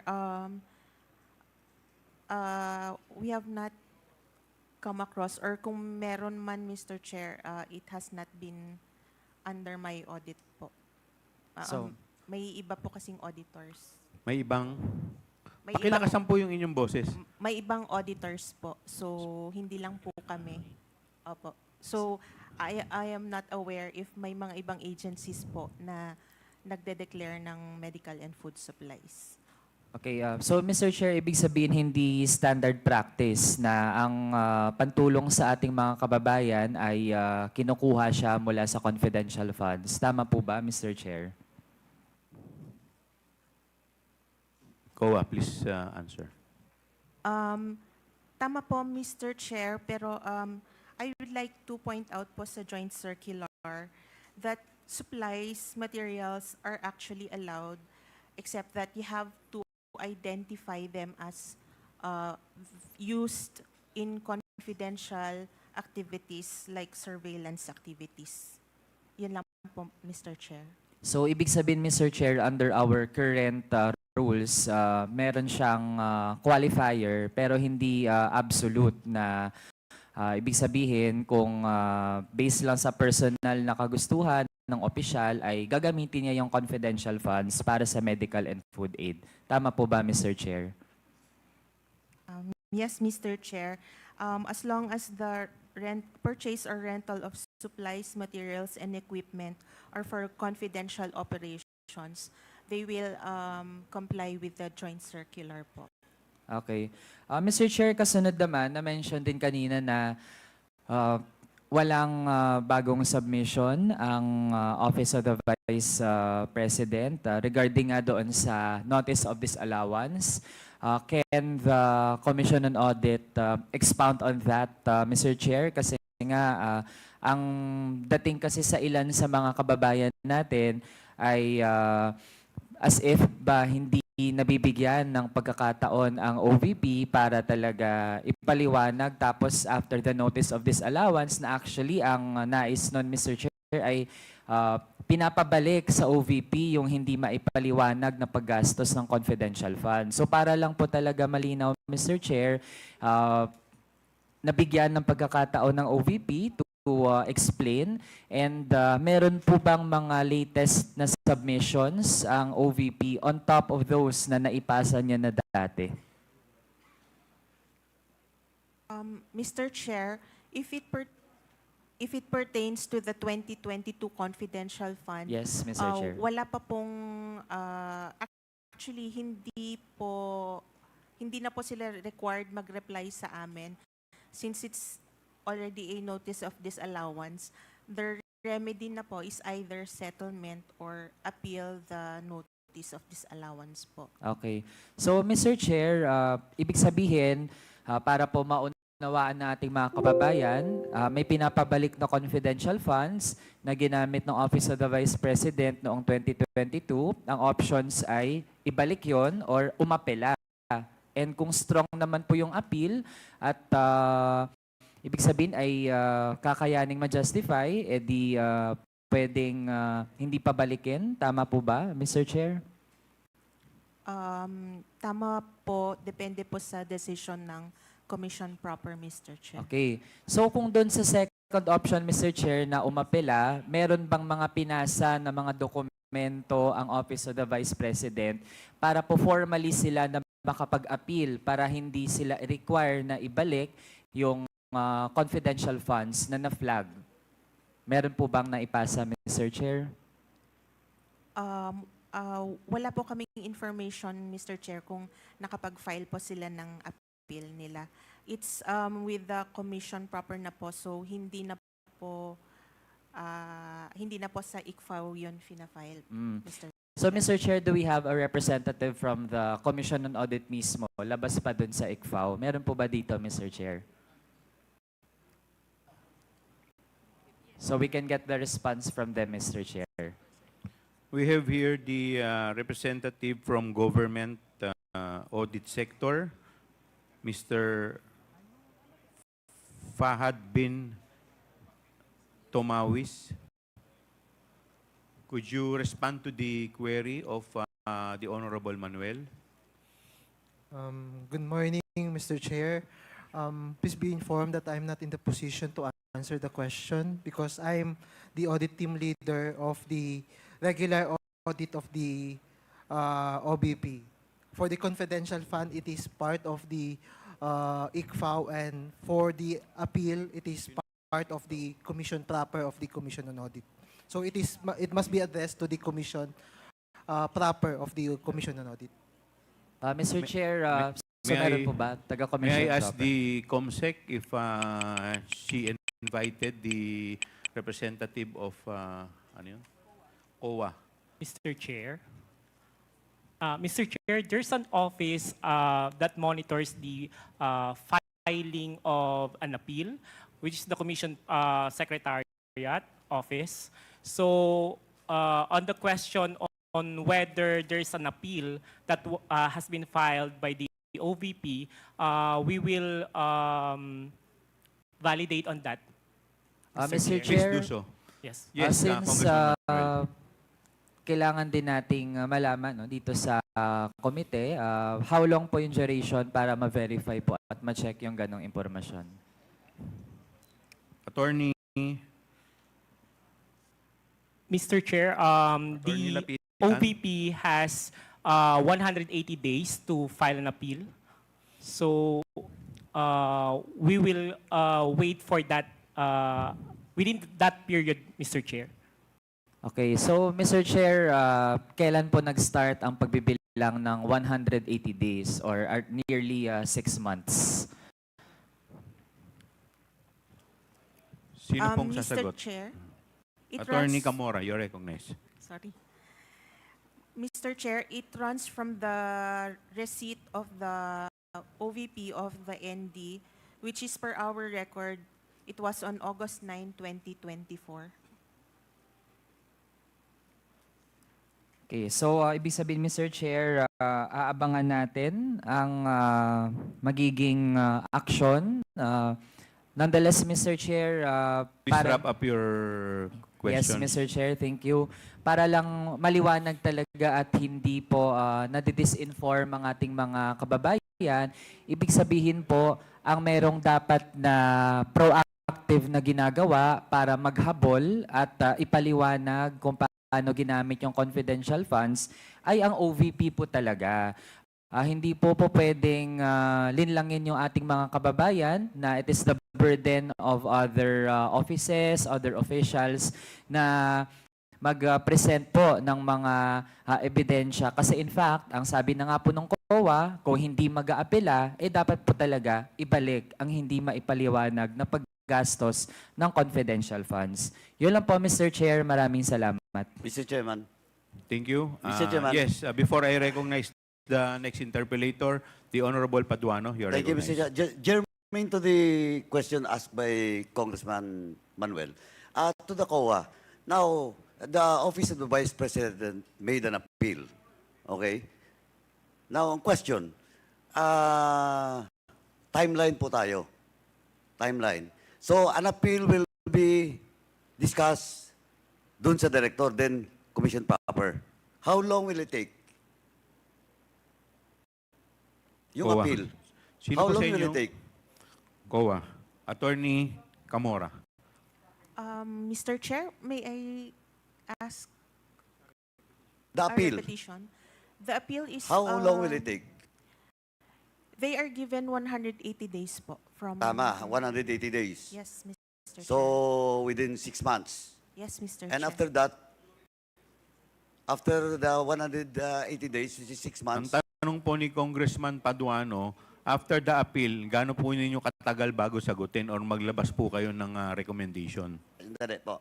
Chairman, Ay, please. kasi the appeal, any office, no, for that matter, and in this case, the Office of the Vice President is given 180 days or 6 months from the appeal.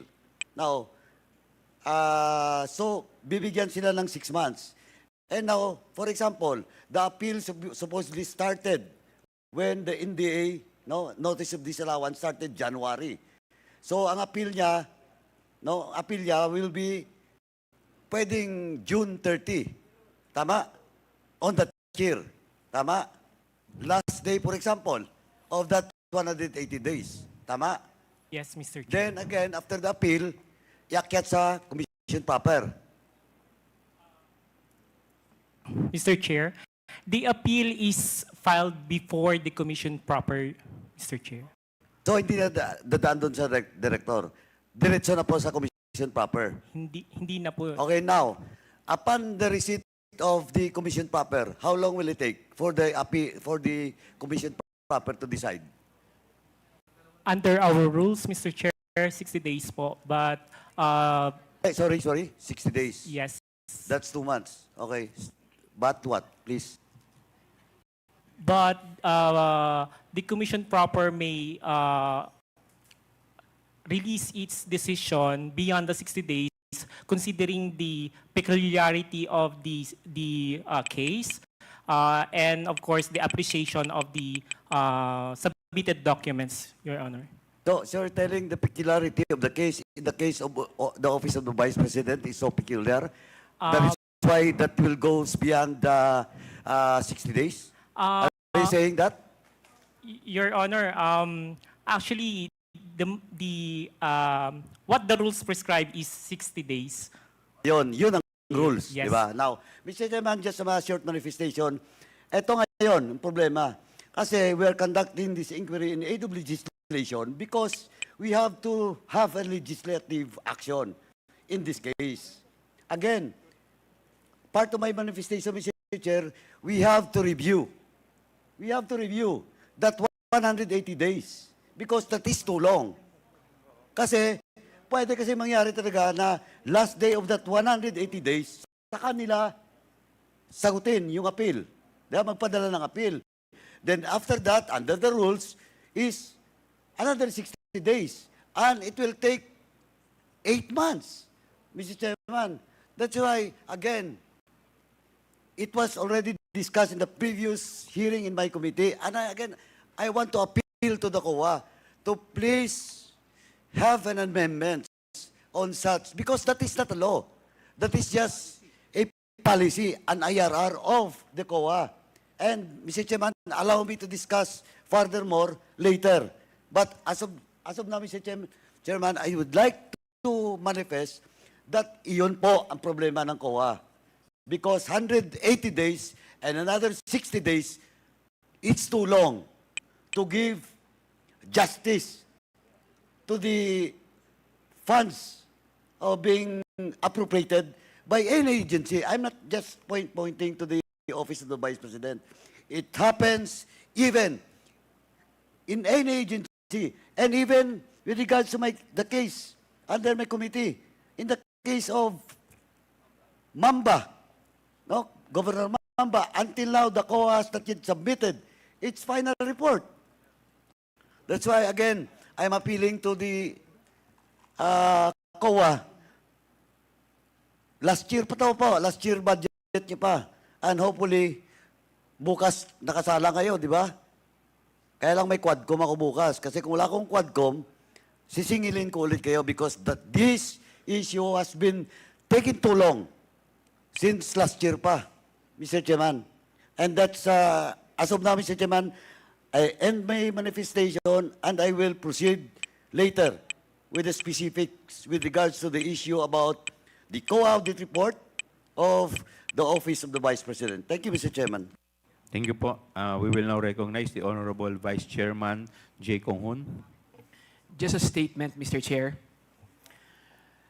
The purpose of this inquiry is not to attack anyone, but to shed light on matters that affect our nation's governance. Refusing to testify under oath sends a signal that there is something to avoid. If there is nothing to conceal, why not take the oath? It is the basic act of accountability that all public officials must be willing to undertake. When a public official refuses to take an oath, it opens the questions about the truthfulness of their statement. Taking the oath is not just a legal formality, it is a commitment to honesty. Any refusal to do so undermines trust in public statements. Thank you, Mr. Chair.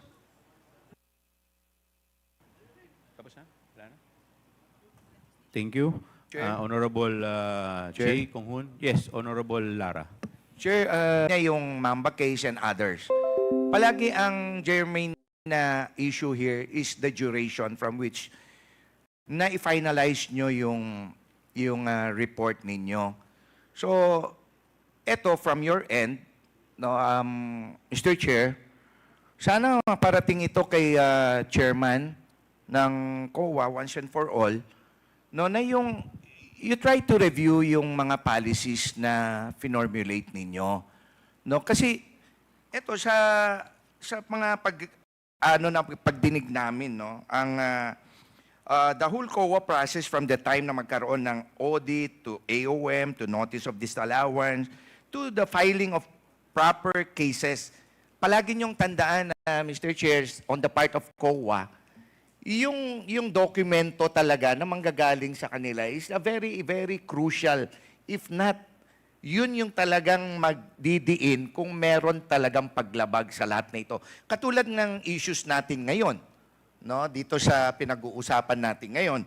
So, ito po, with due respect sa COA, no? Yung mga you should also take in consideration all the processes, notwithstanding the dilatory tactics that causes the delay.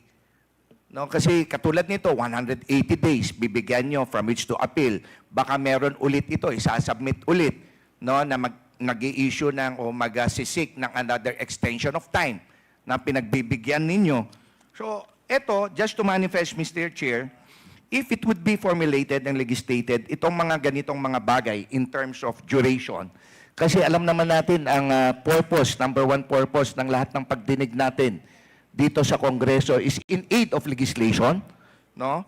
Para hindi na maulit ito, kung pwede, mapaiksian natin, no, itong mga duration, in terms of duration, no, should be reviewed. Halos lahat ng cases involving government funds, kailangan ang final COA report for filing appropriate charges. And with due respect sa COA, Mr. Chair, tingin tuloy ng ating mga kababayan na kayo ang cause of delay ng pagpa-file ng mga proper charge. If not, no, in some cases, in cahoots tuloy ang tingin na nila sa inyo, which is not also fair, no, sa COA. No, pwede nating gawin, total, ang tagal nyo naman na ginagawa itong prosesong ito, Mr. Chair, ng COA. From your end, sana, kayo na mag-propose sa amin, no, kung paano natin mapabilis ang mga proseso natin. Kasi katulad nung binabanggit ni Chairman Paduano kanina, it's only a policy formulated din coming from the COA, Mr. Chair. So, ito, ang appeal ko lang, Mr. Chair, para lahat ito, para hindi nila ma-misinterpret na katulad nito, trabaho lang ginagawa natin, tapos baka iba ang ini-insinuate ng iba na nagpopolitika tayo dito. Ang ano ko lang, kung ma-shorten lahat ito or magawa ng policy talaga when it comes to COA, no, na mapabilis lahat itong mga proseso natin. So, yun lang, Mr. Chair, just to manifest. Thank you. The next to interpolate is the Honorable Paul Ortega.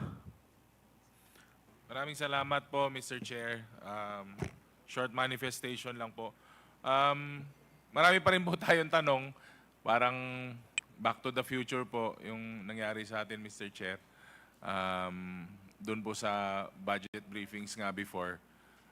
But still, we will pursue our question, sir. Pero since hindi nga po nag-oath si ating Vice President and she left early, hindi rin po siya, malamang hindi rin po siya sasagot ng mga tanong, Mr. Chair. And ipe-pursue pa rin natin yung mga katanungan natin, Mr. Chair. That's why I will ask nga po for the support of this committee. Magsasubmit po ako ng mga tanong na nais ko pong tanungin sa Office of the Vice President saka yung mga iba't ibang ahensya po na nandito. At isasubmit ko po sa komite at aabangan po natin kung anong written na answers po ang ibibigay nila sa ating komite. Kasi may mga tanong po na galing naman po sa aming respectable districts. Hindi naman po namin alam kung paano namin sasagutin ng direkta yung mga taga-lugar namin. Marahil po, pati yung mga ibang nagtanong po dito, may mga tanong din po pag umuwi sila sa kanilang districts on how the confidential funds and how the other funds were used at kung bakit po iniiwasan yung mga tanong at kalahati po ng statement nga po kanina is puro naman po sa pamumulitika at sa susunod po na eleksyon. Total, yung mga tanong naman po is previous years at hanggang sa 2024, Mr. Chair. So, I will submit to this honorable committee yung mga tanong po na gusto po nating masagot ng Office of the Vice President, ng COA at saka ng DBM, Mr. Chair. Maraming salamat po. Thank you. The next to interpolate, the chair recognizes the Honorable Ramon Gutierrez. Thank you, Mr. Chair. Actually, Mr. Chair, most of yung katanungan po natin, we were hoping to direct to the OVP. And we were expecting that this is no longer a budget hearing. At the very least, yung mga USEC and ASEC that were requested to be here would be around. But given na wala po sila at wala rin po tayong maitanong sa OVP, siguro initial questions lang po sa COA. But I will be reserving most of my questions for probably the next hearing kapag nandito na po yung appropriate representatives. Yes, please proceed. Thank you. Mr. Chair, may tanong lang po una ako sa 500 million na confidential funds ng OVP for fiscal year 2023 po, no? Noong 2022, nag-request po ng OVP ng 500 million para sa confidential funds for GAA 2023. Is this correct po? May we ask any representative of the COA? Of the DBM pala po, mas appropriate siguro. Yeah, I'm sorry. Mr. Chair. Yusek Toledo. Yeah, you are Mr. Chair. recognized. For 2023, there was a request for confidential fund for 500 million pesos, Mr. Chair.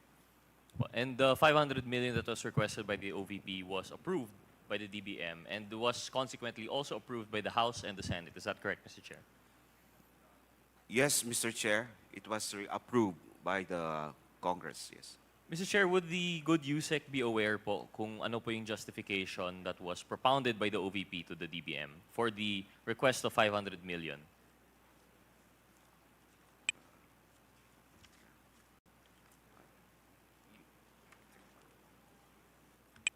DBM, please continue.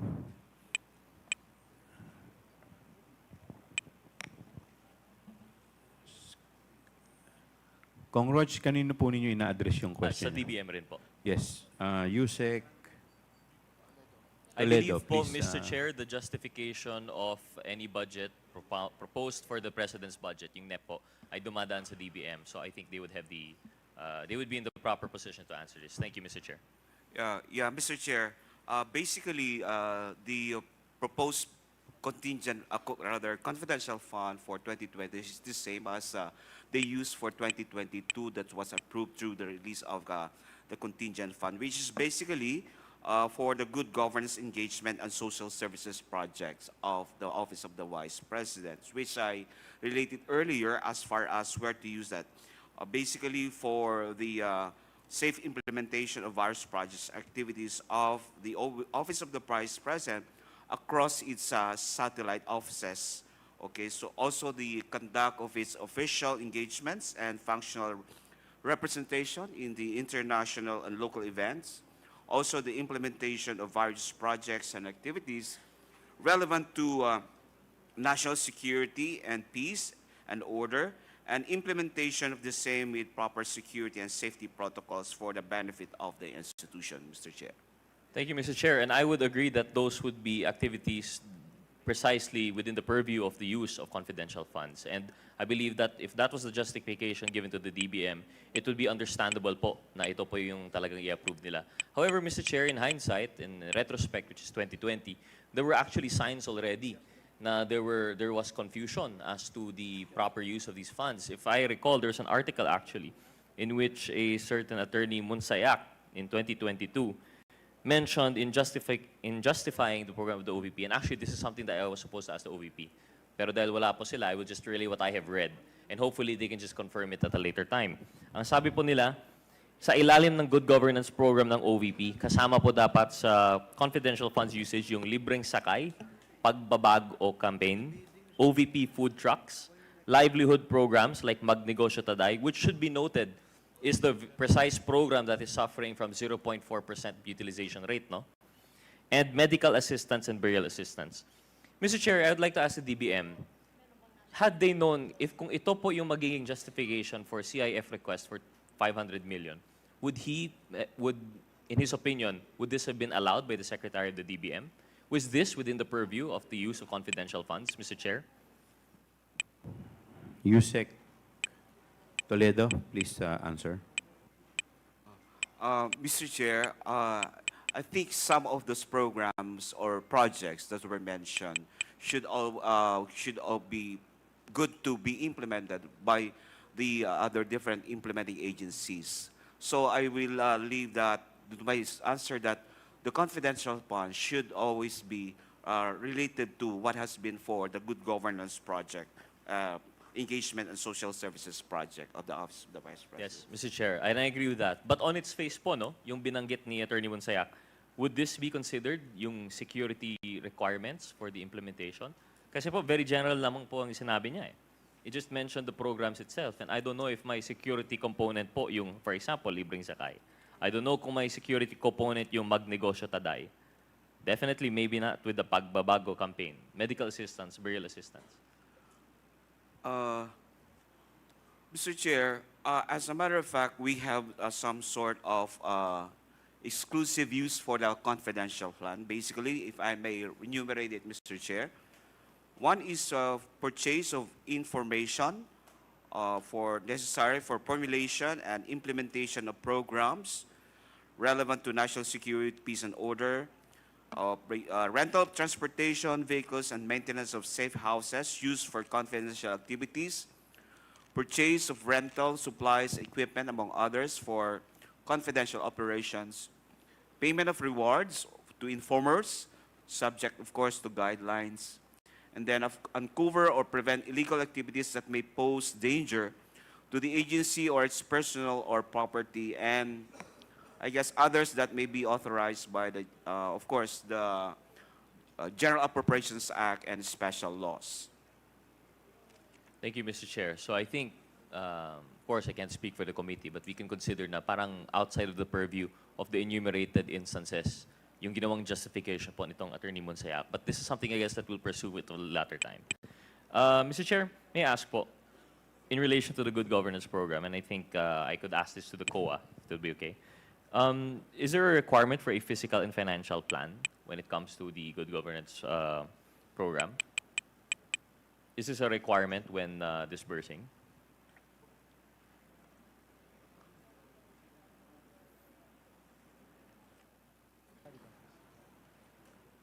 Who will answer po sa COA? Mr. Chair, good morning. Please identify yourself. I'm Fahadin, or the Audit team leader of the OVP. Okay, please continue. Yes, yes, Mr. Chair.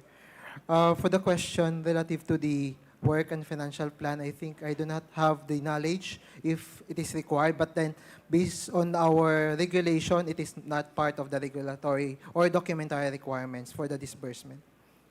Thank you, Mr. Chair.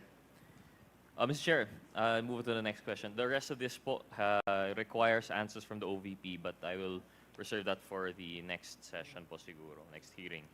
Mr. Chair, in relation to the procurement for OVP satellites not fully compliant with the procurement law, pag-upo po ni VP Duterte noong July 2022, Congressman Gutierrez, you still have 1 minute. 1 minute, okay. It was reported that satellite offices would be part of the thrust of the OVP. And at that time, there were still no office spaces. Was the DBM, I would like to direct this to DBM, Mr. Chair. Was the DBM made aware of the OVP's intention to set up satellite offices? I understand sa line item, wala pong specific dun, no? So OVP, perhaps this was by object of expenses. Basically, yung tanong ko po is, aware po ba yung DBM of the intention of the OVP to set up satellite offices? BBM? Please. Mr. Chair, that's part of the request when they requested for the confidential fund. Confidential contingent. fund? Yeah, contingent. Contingent fund po yung ginamit. Yeah, So this is Mr. Chair. this question is not about the CIF. Yeah, yeah. So out of the contingent fund, dun lumabas. So it was not part of any line item. Mr. Chair, in the history of the DBM po, and I know I've asked this during the budget deliberation, but I'd like to reiterate. Has this been an occurrence for previous administrations? Has any other vice president requested the establishment of satellite offices? And if they did they source it from the contingent fund?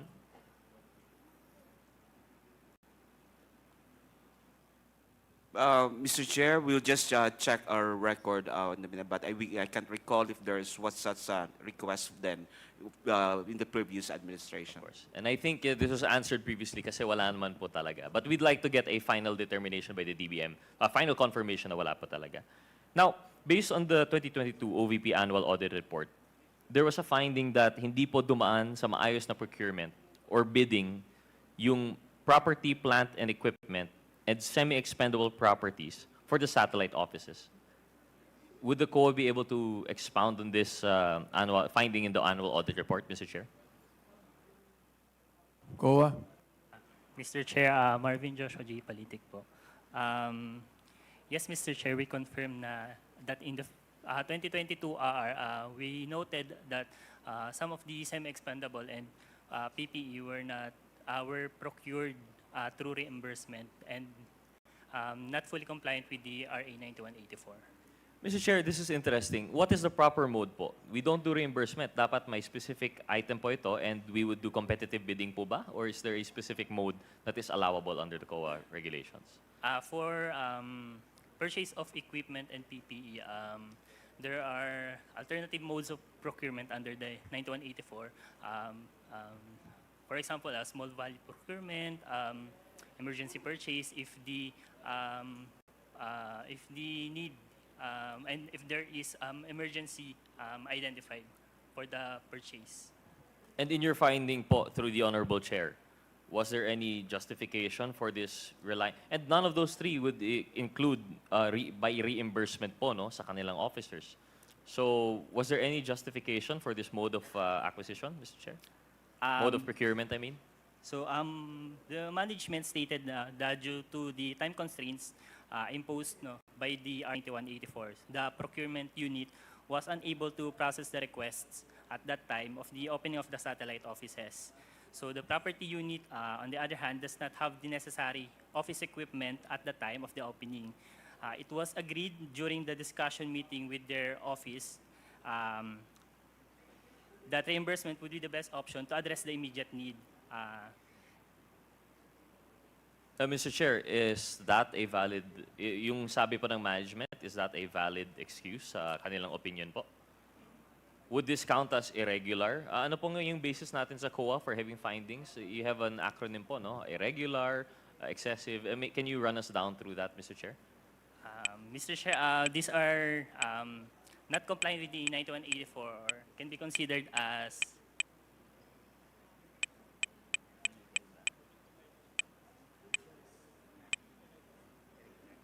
irregular. So irregular po siya. But sorry, to enlighten us lang po, ano po yung basis po natin? I remember it was mentioned during the budget hearing. I forgot lang yung shortcut ninyo. You have irregular, unconscionable. Can you give us, I think it was 5? Yes, Mr. Chair, can I answer? Yes, through the Honorable Chair, please. Yes, Mr. Chair, we have illegal expenditure, irregular, unnecessary, extravagant, unconscionable, and excessive. Thank you, Mr. Chair. And in this case, mukhang irregular, highly irregular po yung procurement process. Last 2 minutes. Okay lang, Mr. Chair. I will not take up any more time. The rest of it naman po would be properly answered by the OVP. So in that case, Mr. Chair, I will yield to the other interpellators. Maraming salamat po, COA and DBM. Thank you, Mr. Chair.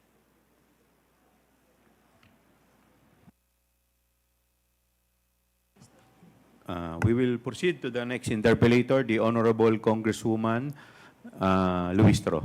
Please proceed. Thank you, Mr. Chair.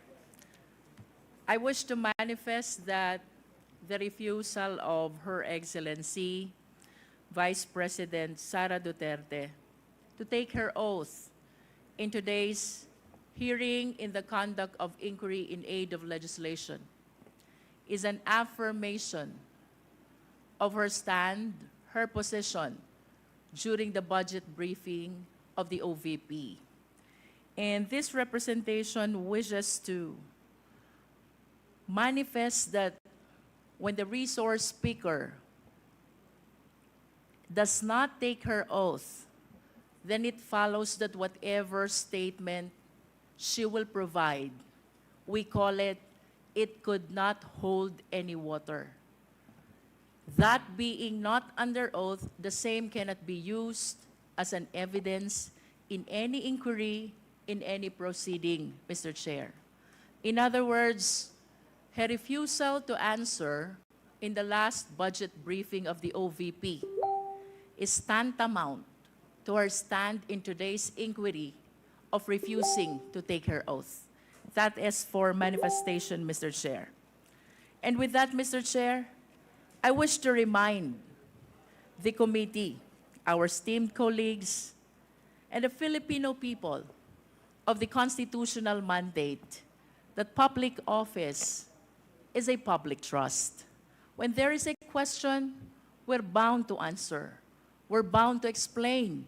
As a matter of no less than the Philippine Constitution provides, we are accountable to the Filipino people at all times. We are now confronted by the issue on confidential fund.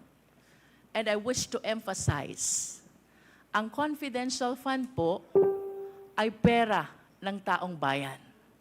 And we owe it to the people to explain kung paano ito ginastos, saan ito napunta, and to be specific, sinunod po ba natin ang joint circular regulating the use of confidential fund?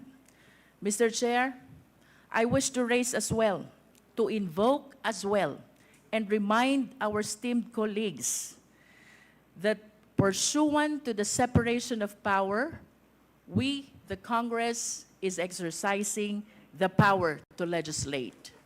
Under this power, we also have the power of the purse. We can amend, we can revise, we can approve, and we can disapprove the budget that was proposed to us by the executive. And I wish to remind as well that the best instrument which shows the power of the purse of the people is no less than the General Appropriations Bill, which is an embodiment of the allocation for the entire Philippine government, which is the result of the legislative process of the Congress.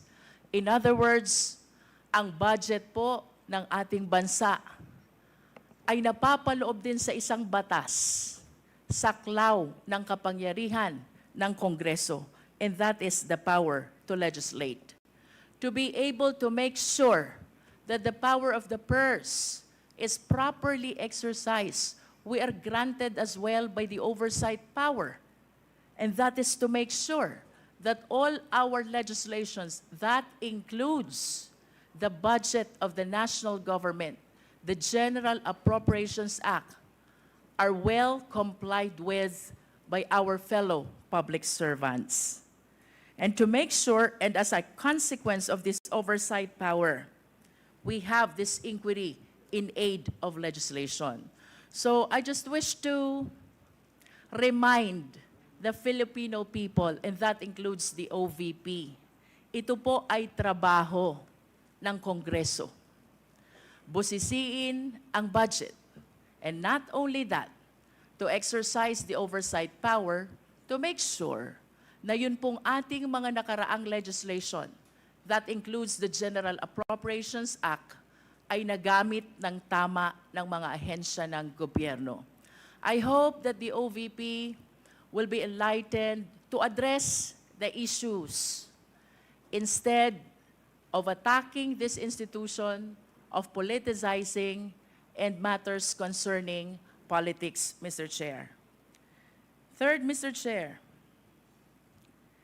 we should be uniform in the application of our rules. If we are guided by the constitutional mandate that public office is a public trust, if we observe malfeasance, misfeasance, and nonfeasance in the LGUs, as a matter of fact, we have pending inquiry in aid of legislation concerning LGUs. Kung iniimbestigahan po natin ang Office of the Mayor, kung iniimbigastahan po natin ang Office of the Governor, by equality under the law, we should conduct an investigation as well to the Office of the Vice President. And I wish to thank the Honorable Valeriano for taking a stand before the plenary to initiate this inquiry in aid of legislation to address the observation not only of this representation, but of our fellow members of the Committee on Appropriations about the irregularities which we have seen already in the disbursement of fund, as a matter of fact, not only of the confidential fund, but even the regular allocation of the OVP. With that, Mr. Chair, may I proceed to my question for the COA? Kanina Yes. po, But after your lengthy manifestation, you have already Mr. Chair. consumed 4 just minutes. one question, Mr. Mr. Chair. Mr. Just Chair, one question. Yes, the Honorable Marcoleta. May I offer a counter manifestation, Mr. Chair? Later po, 1 minute na lang po siya and then Kasi I will baka makalimutan yung continuity, yung flow ng discussion. I'd like to ask only, Mr. Chair, by way of manifestation, is there anybody who is questioning the power of the purse of Congress? Is there anybody who is questioning the legislative function and oversight function of Congress? Is there? Because if there is none, then we are not supposed to overextend the discussion or any manifestation because nobody is questioning that. And I think nobody could question that. Even the privileged speech of the Honorable Valeriano.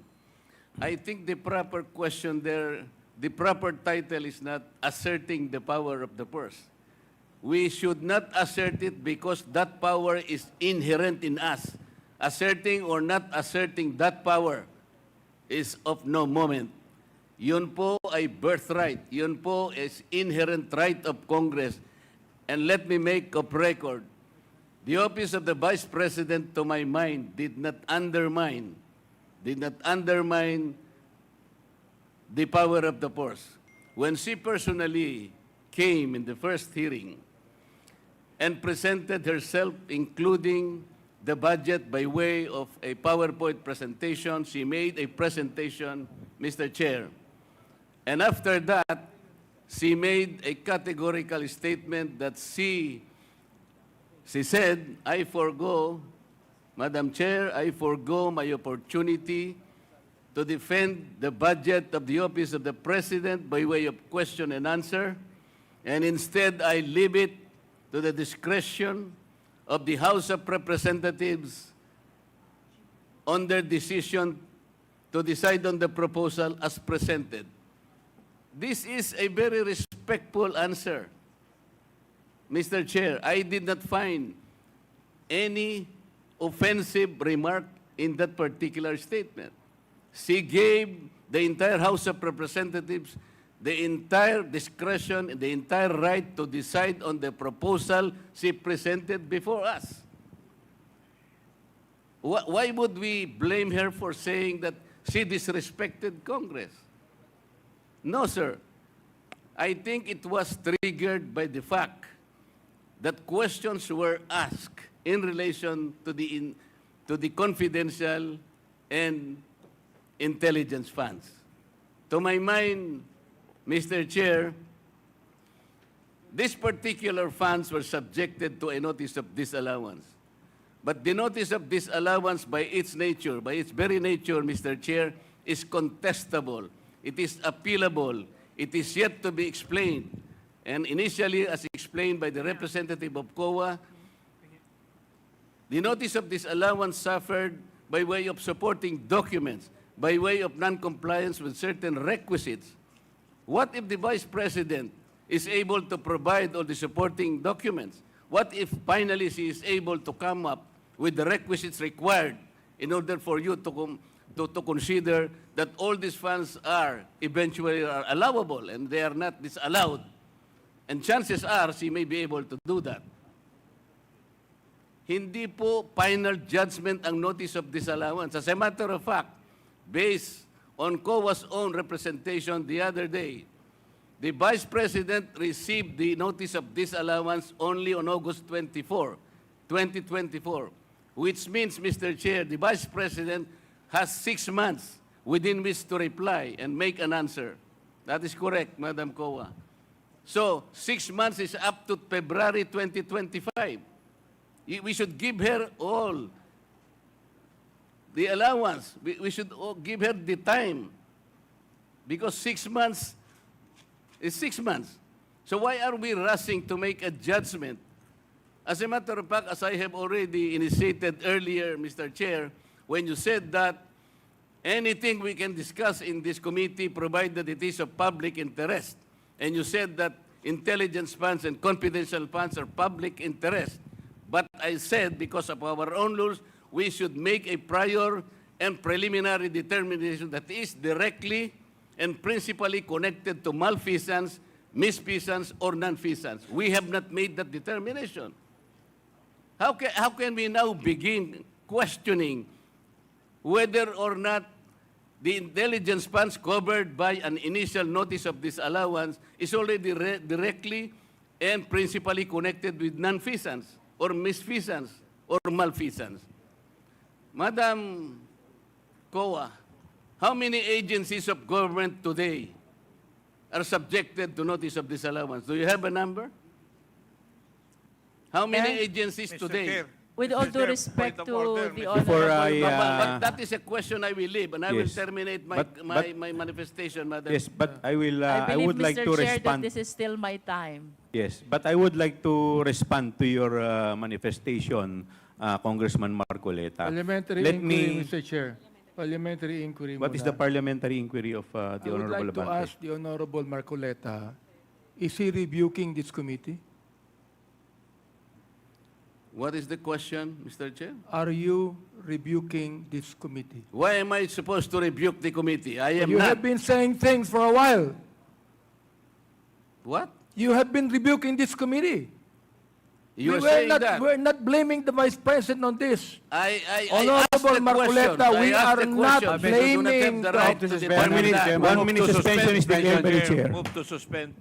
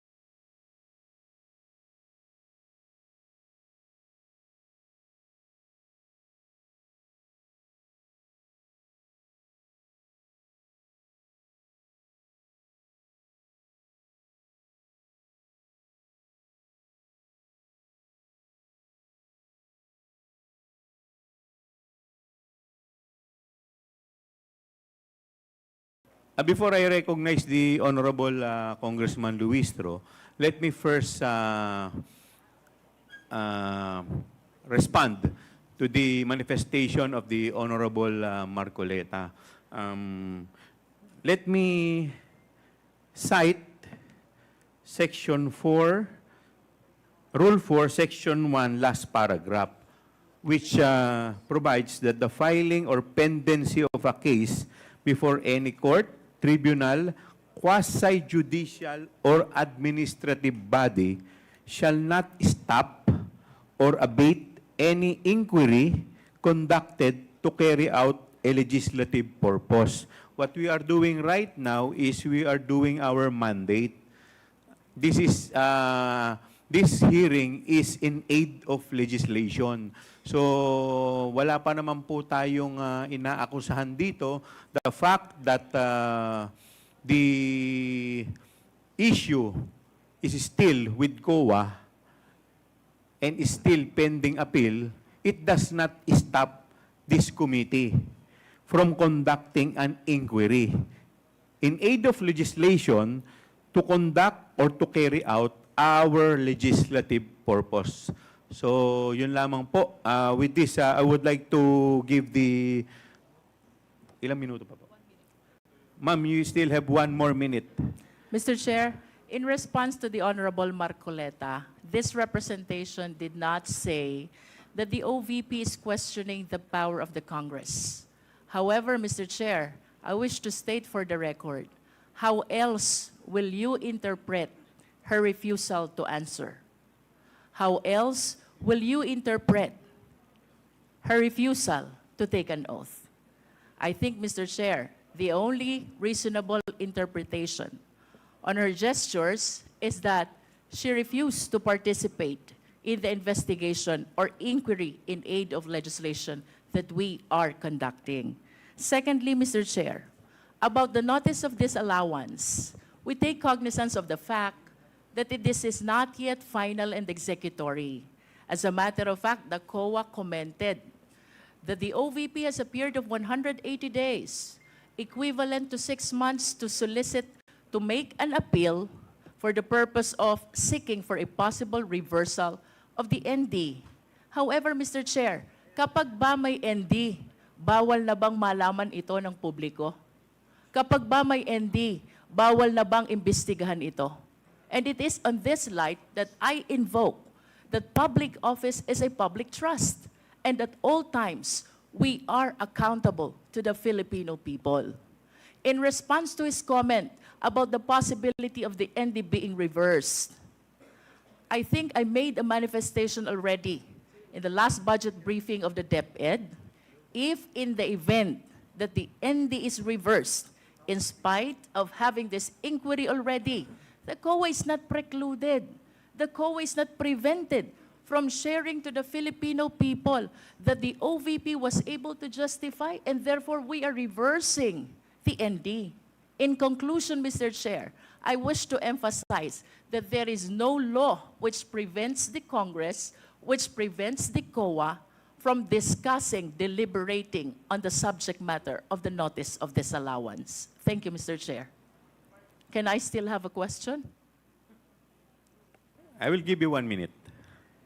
Para lang po sa understanding ng mga Pilipino, pwede po bang pakidistinguish in layman's term?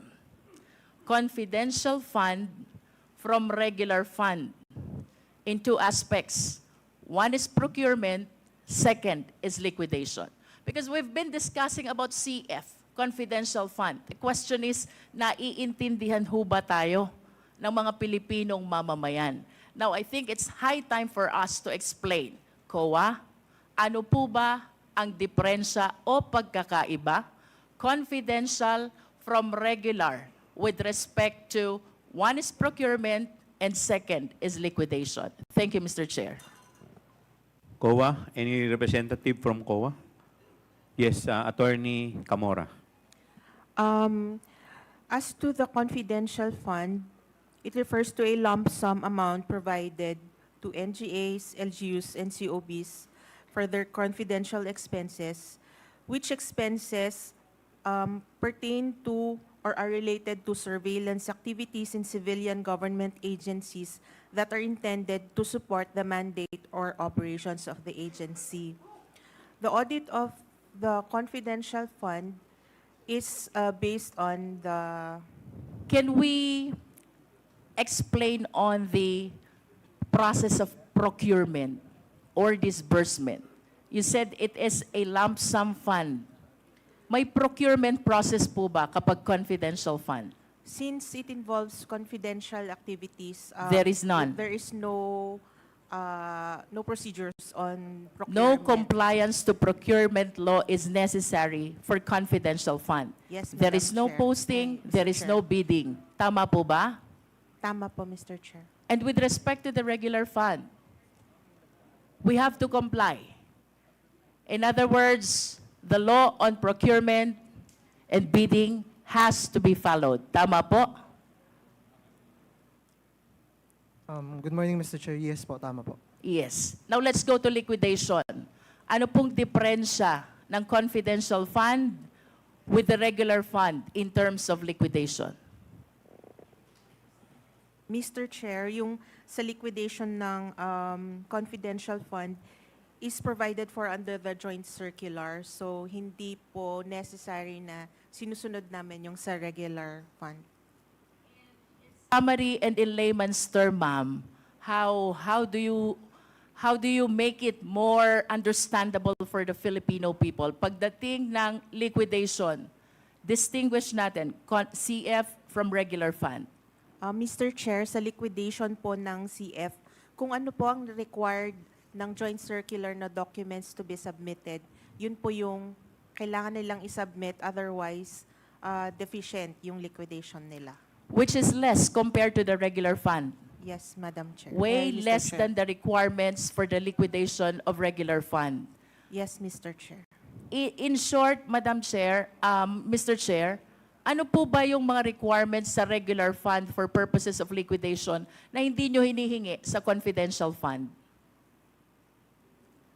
In brief lang po. Sorry, Mr. Chair, I am only aware of the requirements ng sa confidential. So, may I ask the help of ano? Mr. Chair, may just manifest my request that I hope to hear a very clear explanation from the Maybe we COA can, on our next hearing. Maybe we can address that question to the state auditor, Yes, Mr. Attorney Chair. Tomawis. Would you like to respond to the query of the Honorable Luistro? Mr. Chair, for the information, for the regular fund, for the liquidation of regular fund, it is subject to the COA circular wherein there is a documentary requirements required to be submitted.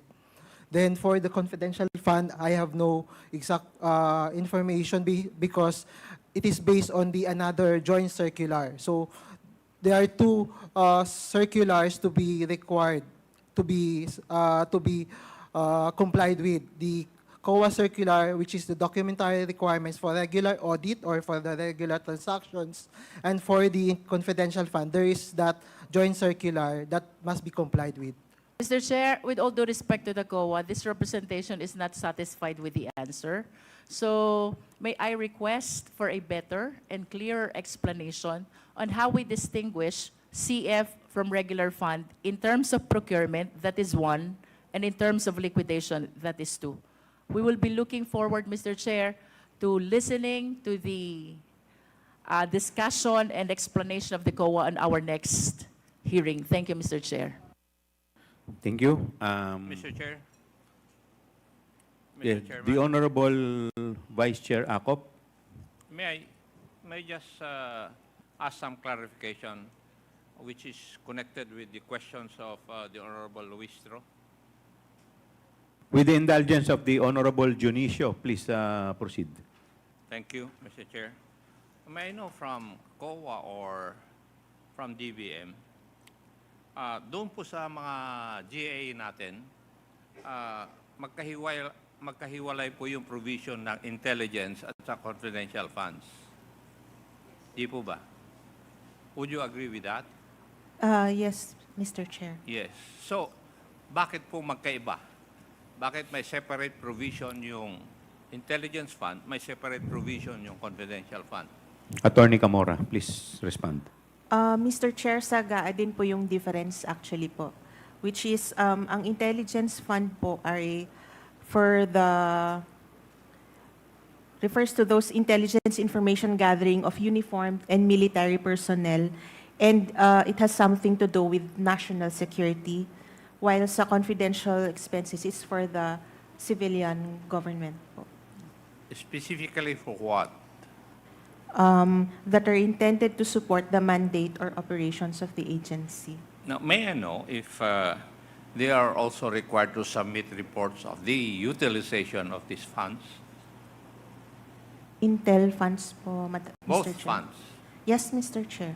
To whom should they submit reports regarding their utilization?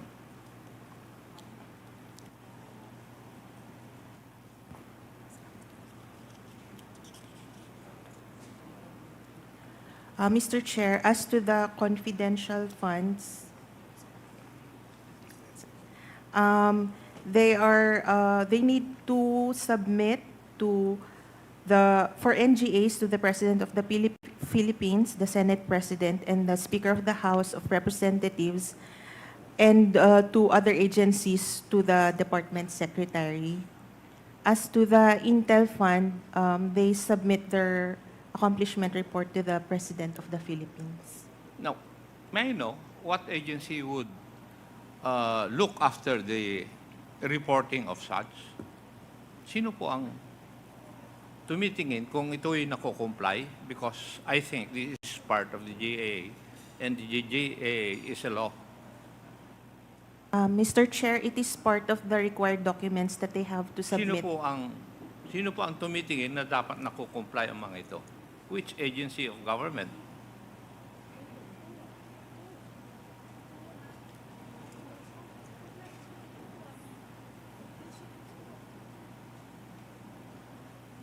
Kasi lahat po ng GAA may provision tungkol sa intelligence fund at saka confidential fund. It is always part of the GAA regarding provisions for the utilization of such. Di po ba? Oh, so sinabi nyo, it is required that they should submit reports. But who looks after the compliance of these agencies concerned? Is it not the audit of the COA po? It is also not the jurisdiction of DBM? Mr. Chair, I think if it's on the utilization of funds, it's more on the COA. Kaya nga po, it refers to intelligence and confidential funds. May reportorial requirements po ito. Now, who looks after the compliance of such?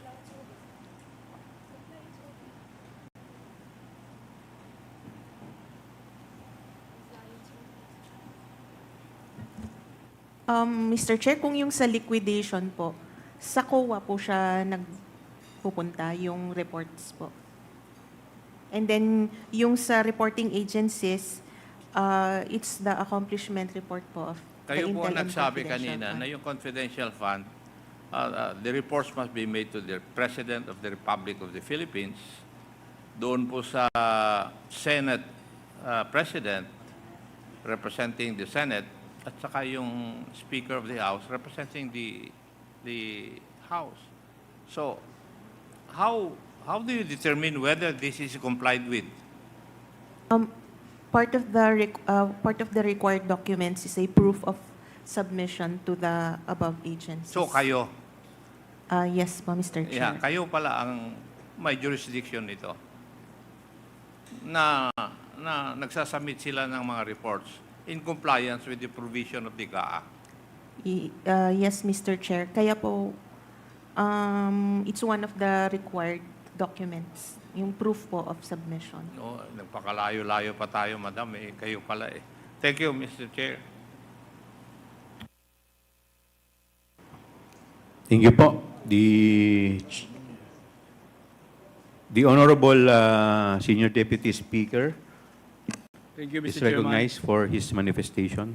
Thank you, Mr. Chairman, and fellow members of this 19th Congress and this good government and public accountability. Boss.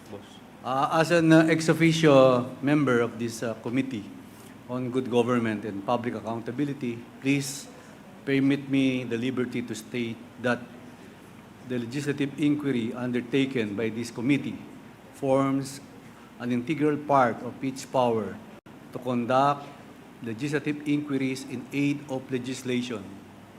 And in this case, as it relates to the exercise of the power of the purse of Congress itself.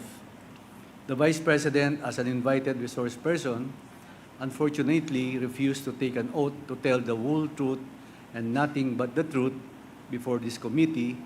We have allowed the same only in this particular instance. In deference and with utmost respect to the office of the Vice President. Mr. Chairman, we also underscore that refusal to take an oath before this committee or any legislative hearing in Congress should not be considered as a precedent, as it goes against the power of Congress to conduct legislative inquiries under Article 6, Section 21 of the Constitution, as discussed in the case of Arnold versus Nazareno. This power of inquiry is coextensive with the power to legislate. That's all, Mr. Chairman. Thank you. Thank you. The Honorable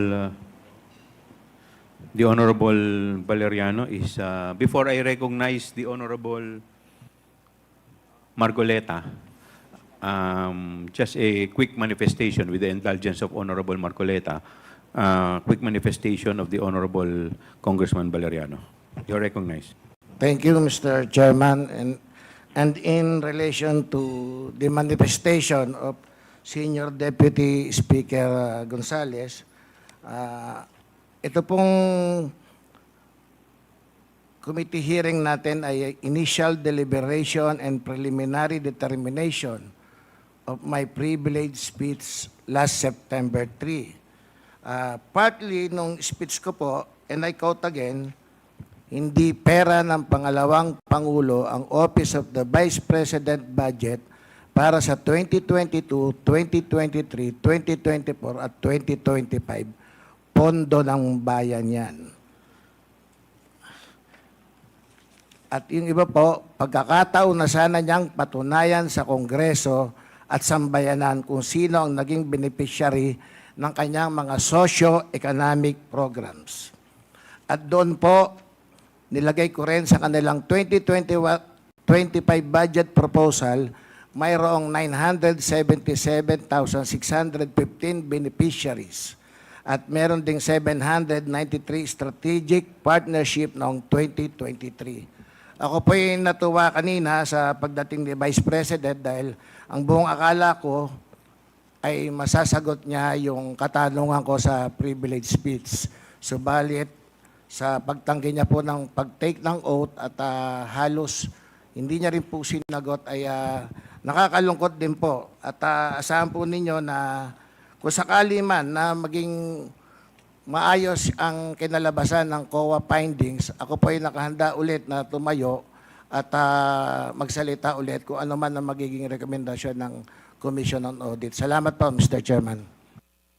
Thank you. The Honorable Marcoleta is now recognized for his interpellation. Maraming salamat, Mr. Chair. Mr. Chair, sasamantalahin ko na po ang presence po ng mga kinatawan ng Commission on Audit. Gusto ko po sanang itanong mula sa kanila, ano-ano pong mga opisina ng ating pamahalaan o ahensya ang pinagkakalooban po ng intelligence and confidential funds?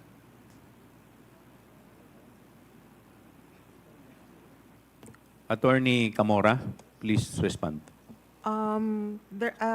Confidential funds are given to NGAs, to LGUs, and some GOCCs po.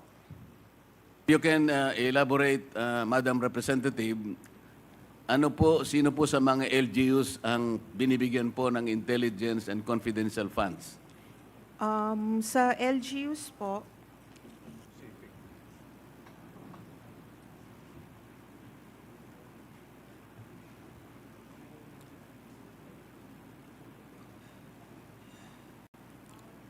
Depende po sa LGU, sa POP po nila, Mr. Chair. Hindi po ba yung mga opisina ng mayor ay nakakatanggap ng intelligence and confidential funds? As long as it is part of their budget, Madam Chair, ay Mr. Chair.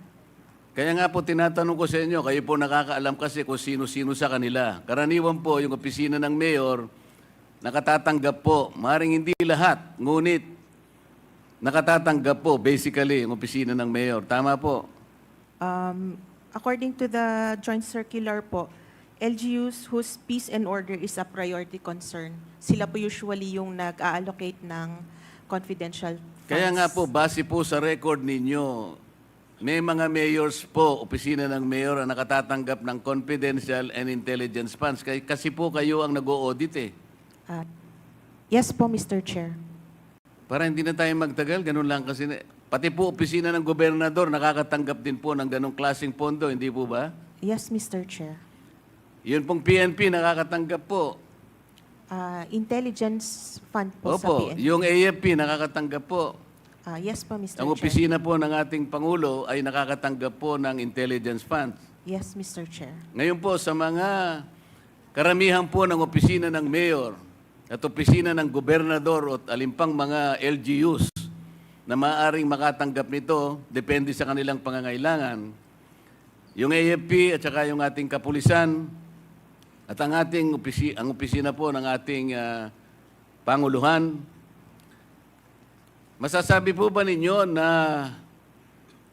merong na-issuean po ng notice or notices of disallowance sa napakaraming opisina na tumatanggap ng ganitong pondo? Mr. Chair, pagka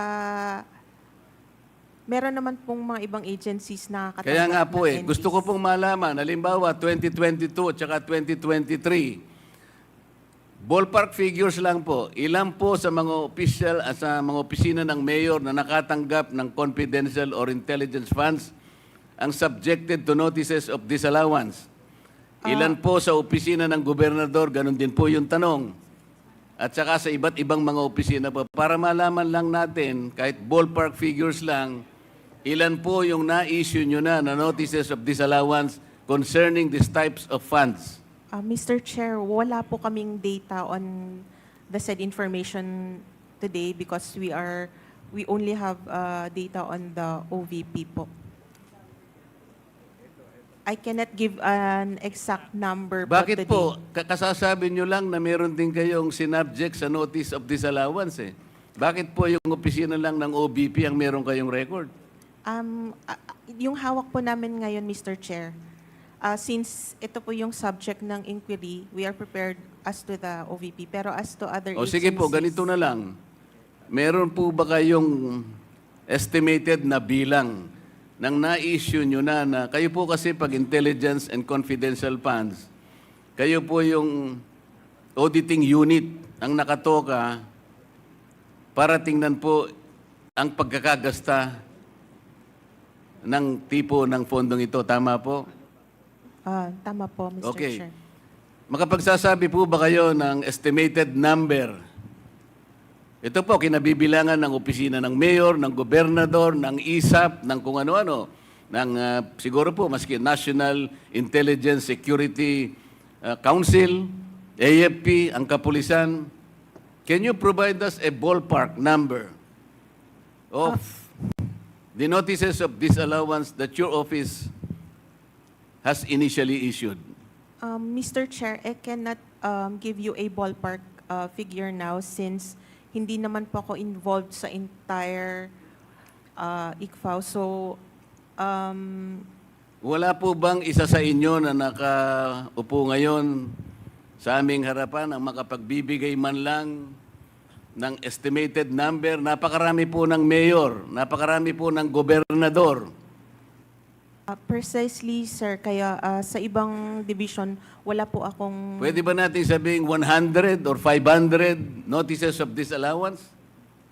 I cannot say po, Mr. Chair. How can you help us? We are supposed to be doing this in aid of legislation.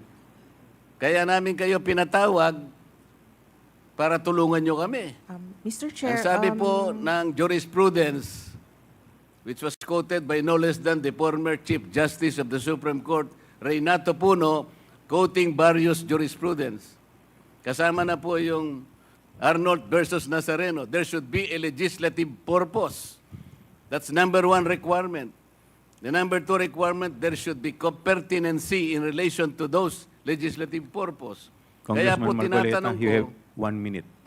tinatanong ko po ngayon, gaano karami, o sige ganito na lang, marami ba ang na-issue nyo po na notices of disallowance in connection with these types of fund?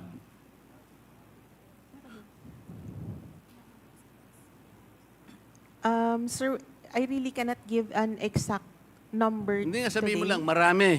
Attorney, Medyo marami. Attorney Camora, could you please submit the documents that the Honorable Marcoleta is requesting? Yes. Kasi sa ngayon, Mr. bago ako As to the magtapos, numbers. Mr. Chair, I want Yes, to wind Mr. up now.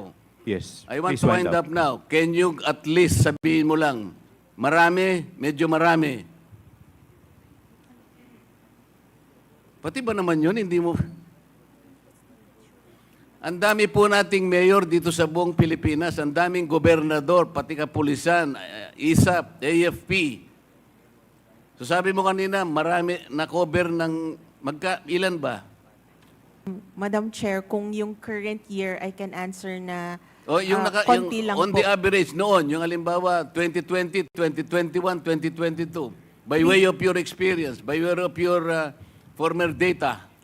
Previous years po, I cannot say since bago lang po ako sa ICPAO. So, we could just provide you po with the documents. Please wrap up. One last question, Congressman What Marcoleta. about to the other members of the Commission on Audit? Through your experience, let's say in the last 10 years, wala kayong may bibigay? Alam po ninyo kung bakit ko tinatanong ito? Kung marami po kayong na-issue, at alam ko marami talaga, na notices of disallowance, pupuntahin natin dito lahat, hindi lang ang Office of the Vice President at dapat umupo dito. Lahat na po ng inisyuhan nyo ng notices of disallowance must sit here para makagawa po kami ng mas maganda, mas balanse na batas. Kung pag-uusapan po ay ang paggamit nitong intelligence funds. Do you understand, Madam? Yes, I understand po the question. So However, the committee is expecting to receive the number as well as the pertinent records pertaining to the issuance of notices of disallowance to the municipal mayors, governors, the PNP, the AFP, and such other agencies who are recipients of intelligence and confidential funds, because later on we will also summon them and sit with us. Thank you, Madam Chair, Mr. Chair. Congressman Marcoleta, you cannot move because you are not a member of this committee. It's good that you have raised that, Mr. Chair. I am a vice chair of this committee. On September 4, I was surprised because I saw the journal that I was replaced by my comare. The question is, if I am replaced as a vice chair, does that automatically mean that I am removed as a member of this committee? Before you answer that, Mr. Chair, I think I need some legal basis before you answer that. Yes, your removal from the vice chair, you were removed in a plenary session, House Rules. Now, under Section 28 of the House Rules, it provides that the House shall, upon the recommendation of the Committee on Rules, organize committees, their membership, and jurisdiction.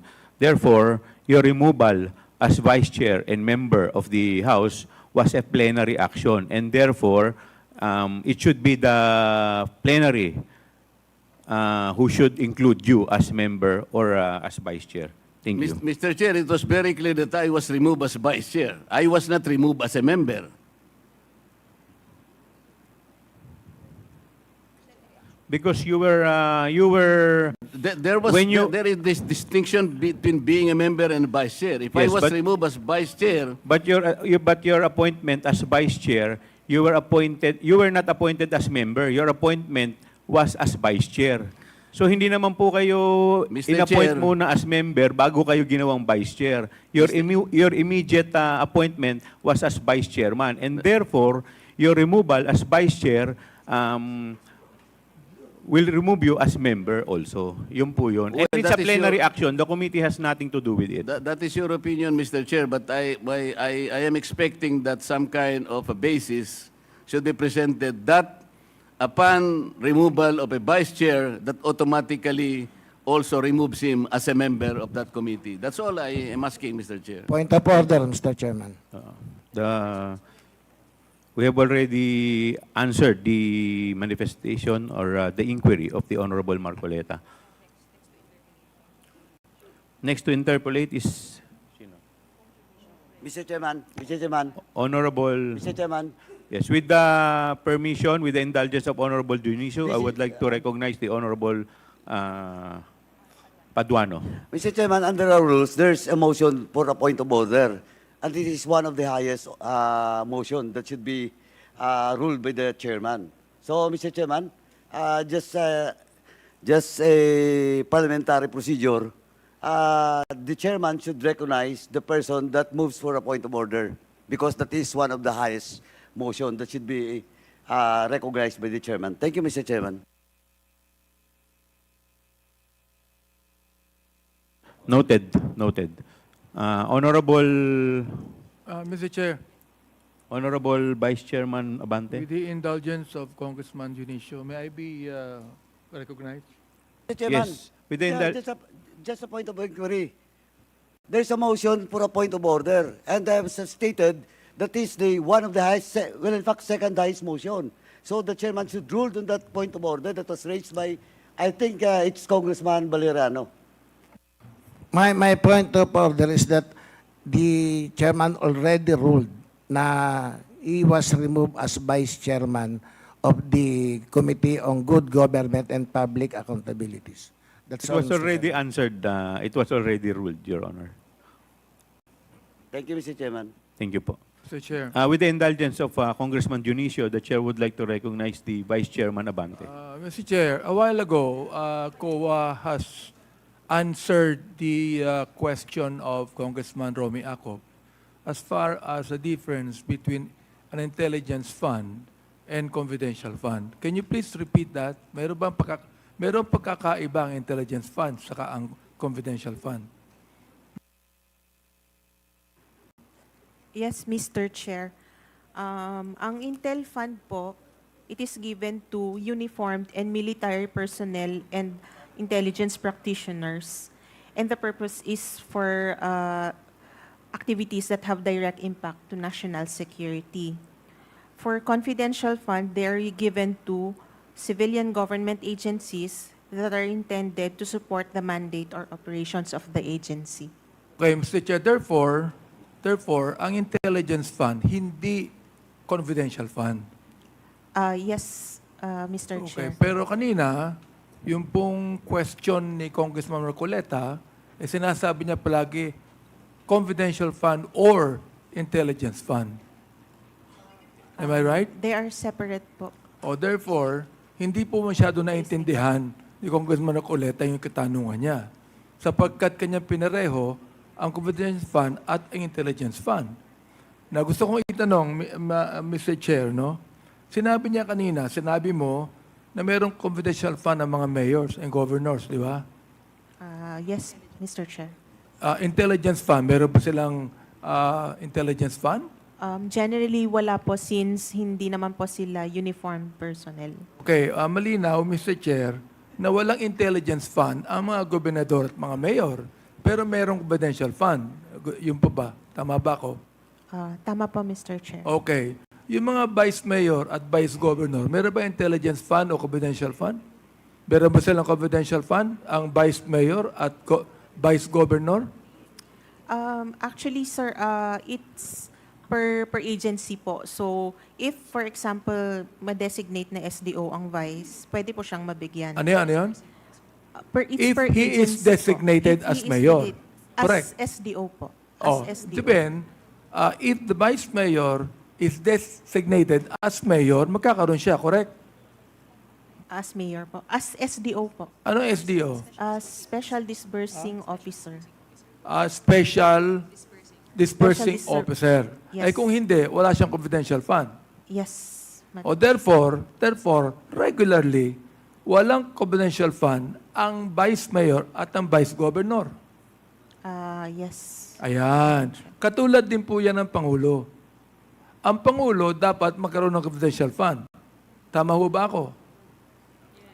Kung based sa GAA po, tama Opo. po. Pero ang Vice President, hindi kinakailangan magkaroon ng confidential fund. Am I right? Not in... Am I right?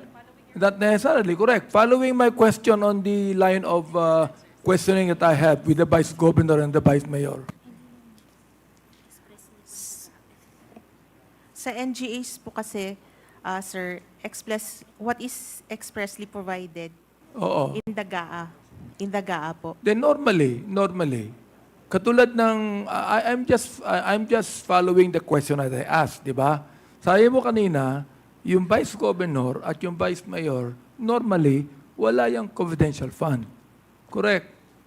Oh. Yes, Madam. Mr. Unless Chair. otherwise, they've been designated as what?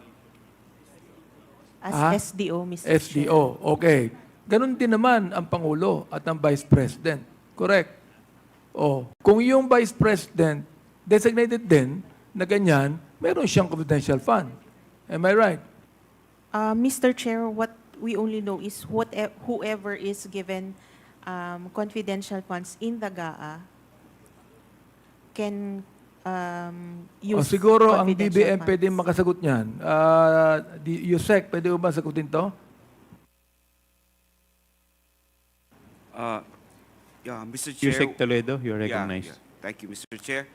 So there is a provision in the GAA kung sino yung nabigyan po natin ng confidential fund, which is basically na-identify doon sa bawat GA po natin.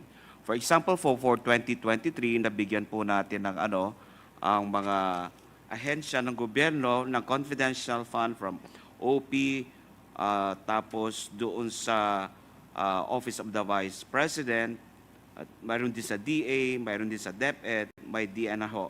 So all the way po, may listahan po tayo ng confidential funds na binibigyan natin sa bawat ahensya. Yung po bang binigay nating confidential funds sa Vice President, is that normal? Is that a normal procedure? Is that a normal procedure or not? O ito lang kahilingan? Kahilingan lang po ito.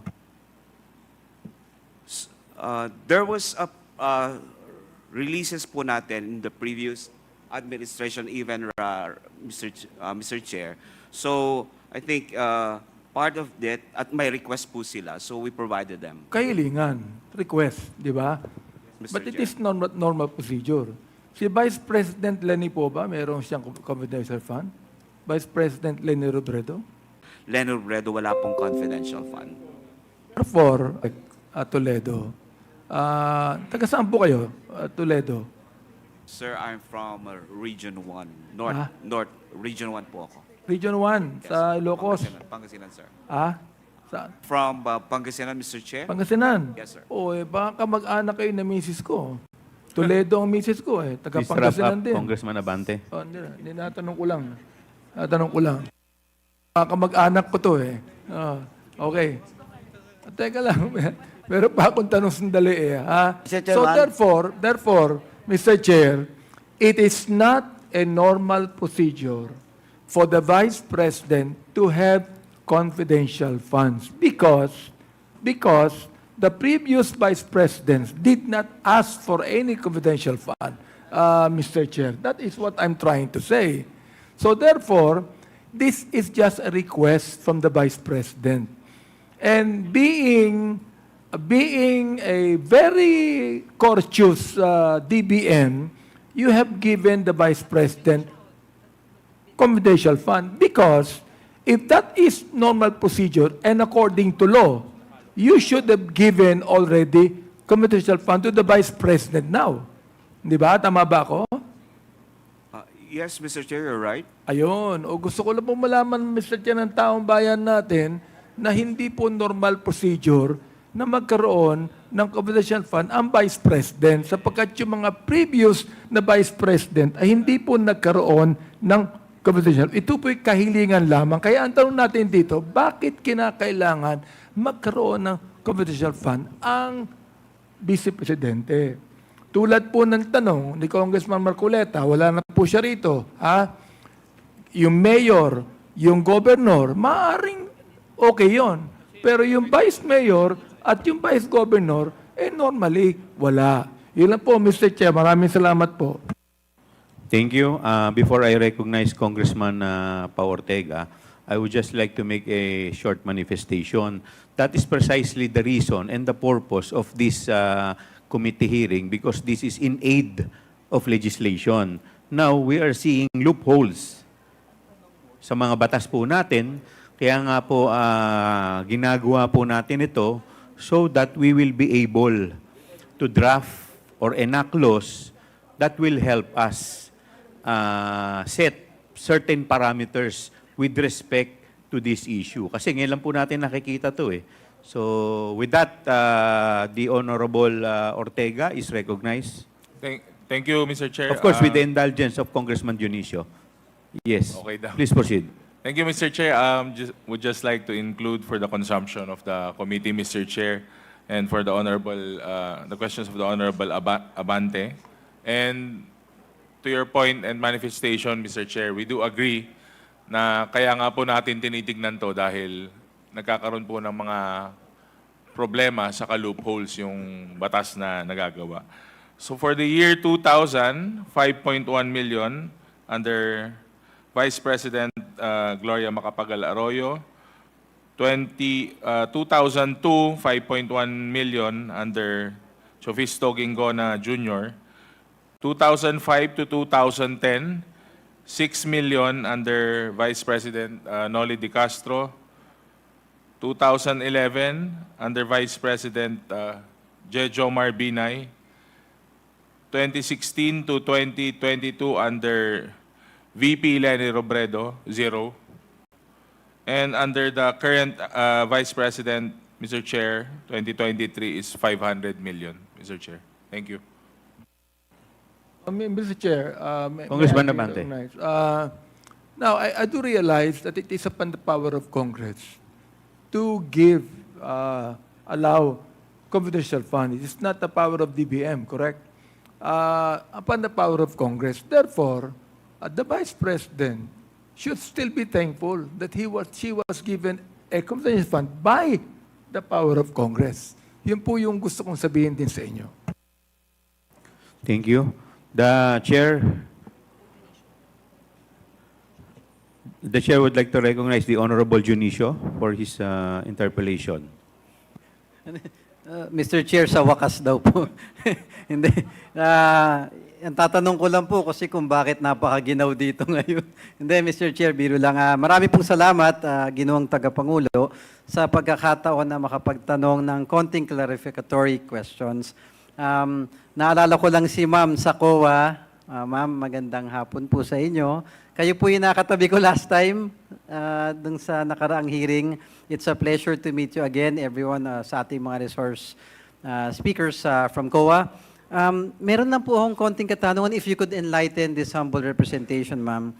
Regarding po dun sa procurement process na ginagawa natin sa pag-acquire dito sa Office of the Vice President or procurement process in general, ano po ba yung mga steps? Briefly lang, ma'am. Ano po ba yung mga steps na dinadaanan ng mga bidders? May I ask the help of our ATL since wala pong procurement sa confidential? Yes, kahit sino po. Yusek Toledo, could you please respond to the query of the Honorable Dionisio? May I request, Mr. Chair, I'm sorry that po, of the request query, Mr. Chair? Yes, Mr. Chair, I was just simply asking very briefly, ano po ba yung proseso ng procurement process? Very briefly, dinadaanan ng isang bidder. Okay. Based doon sa rule po natin sa 9184 po, syempre po, ang procurement po natin ay dumadalat. Normally, it's through bidding process po siya, wherein